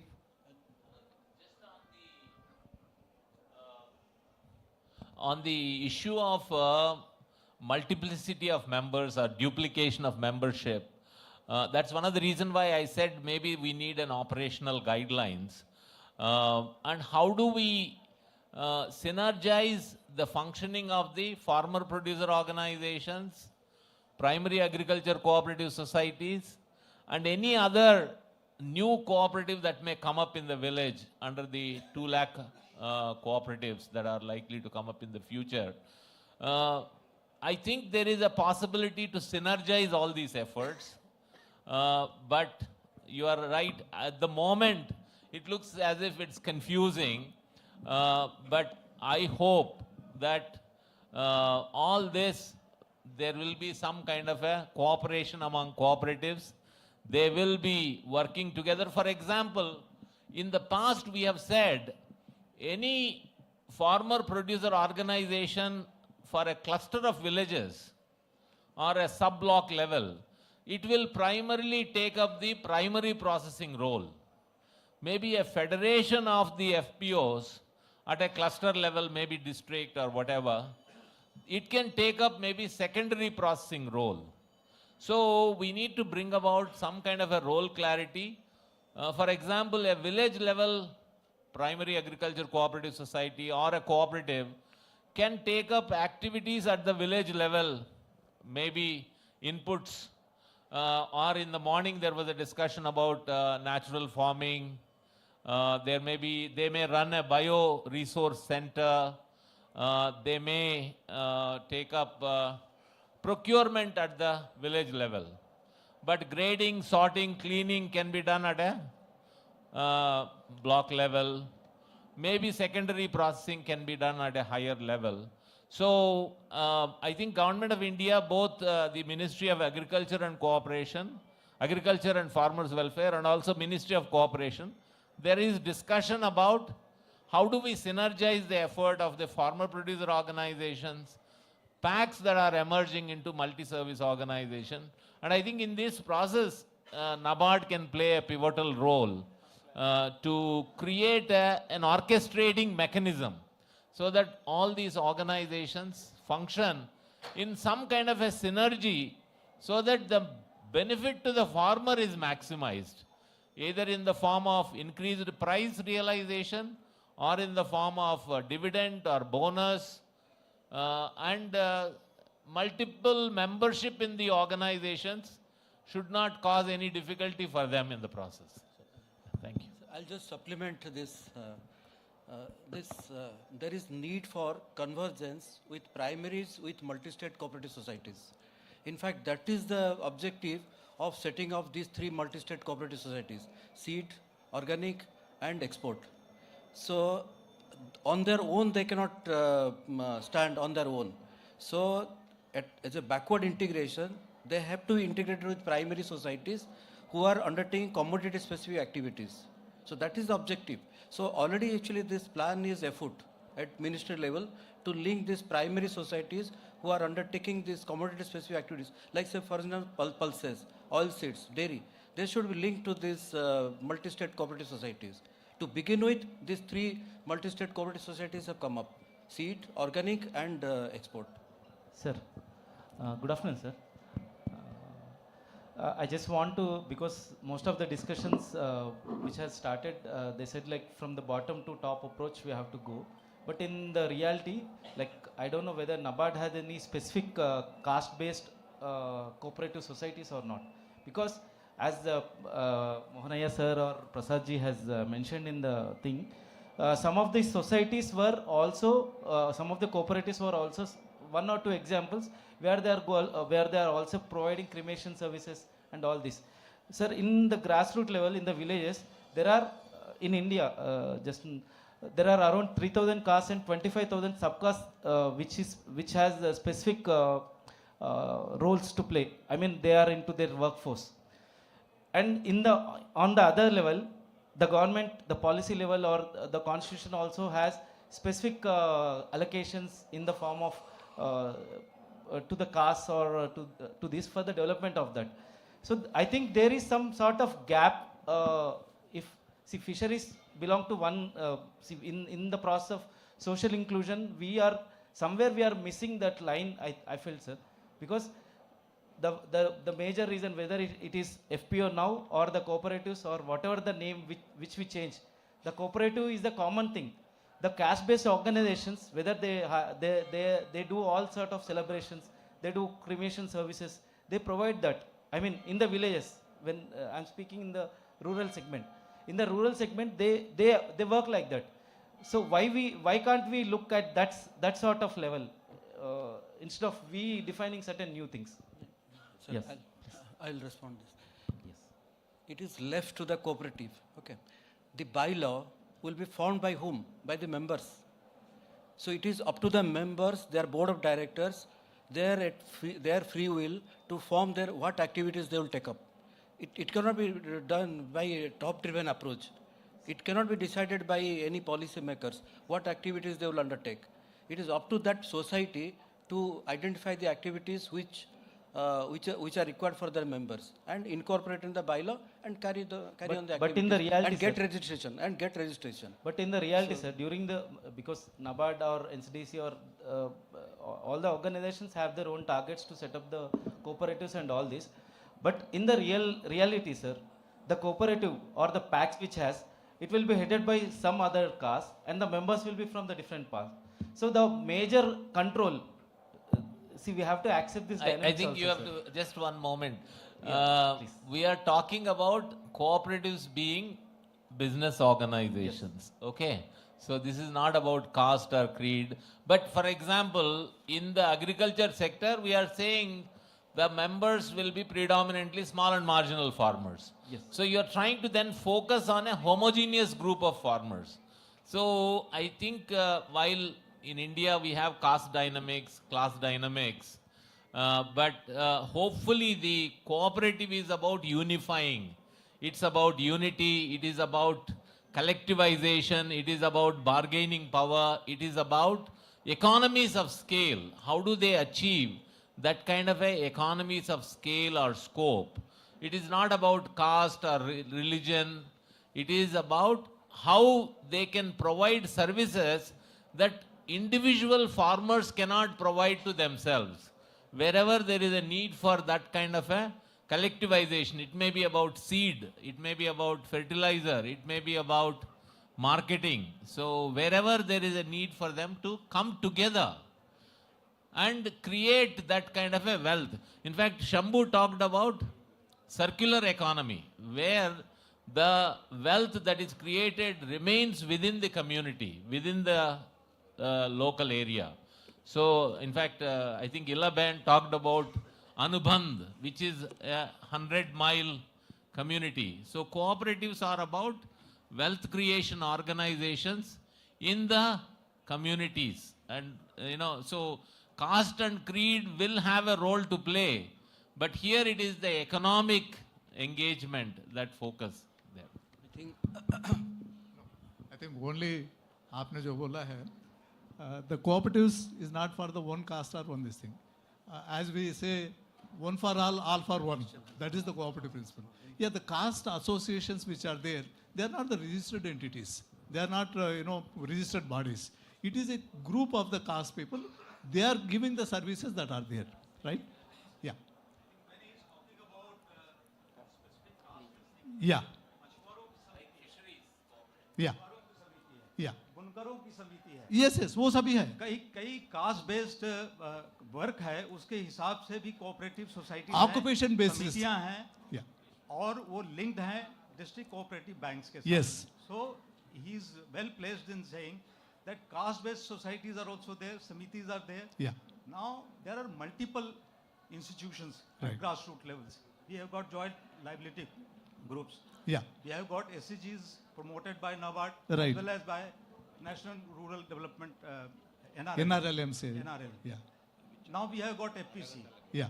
Now the model which is being percolated from the Ministry of Cooperative, that model is exactly true copy of what should be done in the FPCs, farmer producer companies. Right. Not a word has been changed for the PACs. Yeah. Now PACs is a society. Yeah. That is under companies laws. So at a ground level, there are a lot of confusions. That's what he's trying to convey. So one thing is, PACs are nothing but bar nephews. You all agree that PACs are nothing but bar nephews. There was some problem. So in the areas where PACs are weak and all, maybe new FPOs will be promoted and all. So 10,000 FPOs against 1 lakh PACs that we have, and another 2 lakhs more PACs will be coming. So it is the PACs which are going to play the major role at the village service. So what he was mentioning about funeral services, that is one of the principles, concern for the community. So that being one of the principles of the cooperation, so they are providing those services, but they can facilitate with other like caste-based organizations are there, it could be done. But your functional societies which are there, yes, they have to be integrated with the credit system. Because all your bunkar societies, all your fisheries societies, even states like some of the states where you have parallel act, mutually aided cooperative societies, they are not linked to the regular cooperative system. So there is a need for linking those things. So functional cooperative societies also should get the same benefits as the PACs, and they should become the members of the DCCBs or whichever the federations that they have. So, yeah. Yes, absolutely. I think there is no dispute on that.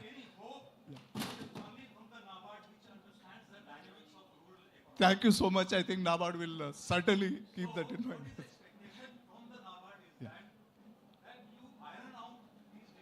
Yeah.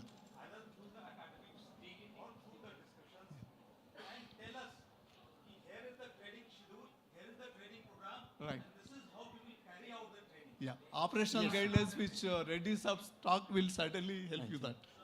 I think all these suggestions will be factored in. Okay. Now actually we have to conclude because of the time, and some of our panelists, they have to catch the flights. So now I request Samir to do the honor of this validation section. Ladies and gentlemen, with this we come to the conclusion of today's amazing event, this session. I would like to extend my heartfelt gratitude and thanks to our esteemed panel members. May I please request Dr. K.S. Mahesh to please come on stage and provide a token of appreciation to Shri D.N. Thakur ji.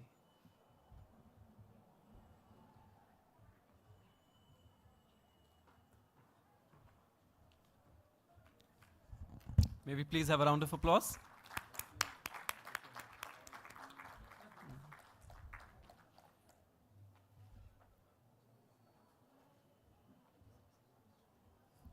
May I please call on stage Shri Mani Kumar, CGM NABARD, to please come and provide a token of appreciation to Shri C.S. Reddy ji.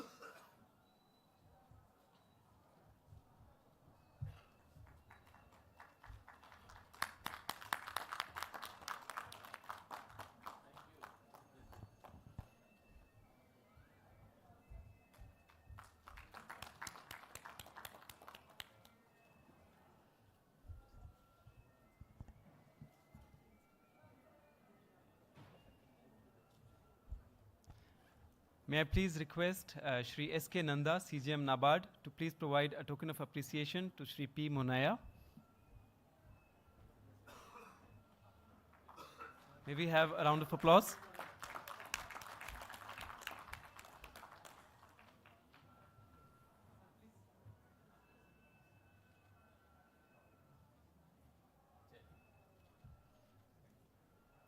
May I please request Shri Inigo Selvan, CGM NABARD, to please come on stage and felicitate Shri Pradip Vora ji.